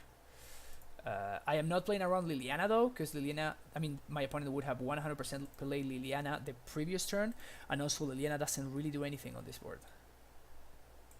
Because even if they manage, they need to tap out for her, and I know that they are tapped out, and that's when I actually am going to haste my Pride Time. But I suspect that my opponent has Terminate here. That's why I went to for the Toleraria West. My opponent untaps. They drew a Twilight Mire. Okay, so I think Bloodbraid is going to be coming down now. Bloodbraid into Liliana could be troublesome. Not gonna lie. Oh, they just Monster Pulse. Okay, that's fine. That's way better for me. Now that they only have one red mana open, now I am going to haste the Prime Time.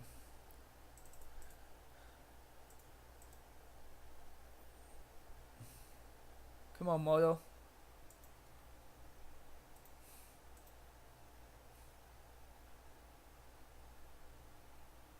Primeval Titan. 1, 2, 3, 4, 5, 6. Yes. Haste plus Bounce Land.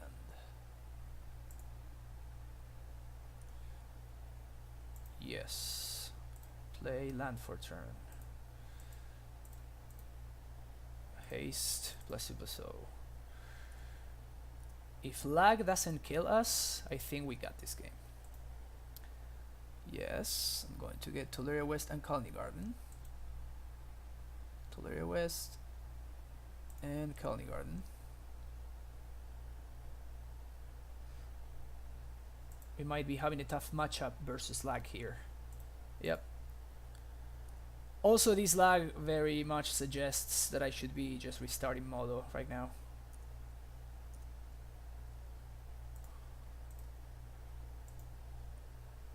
Boom. Alright. Wow. So lucky.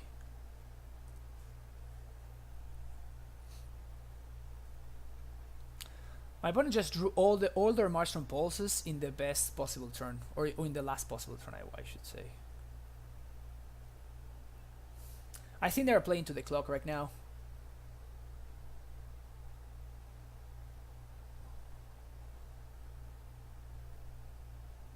So no more of that.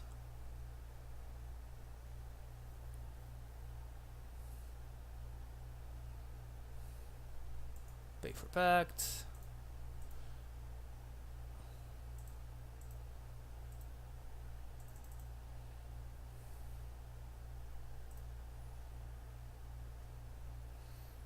Okay, blue.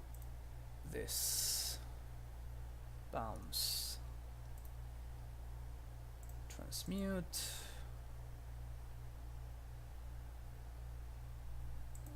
Summoner's Pact. Cast Summoner's Pact.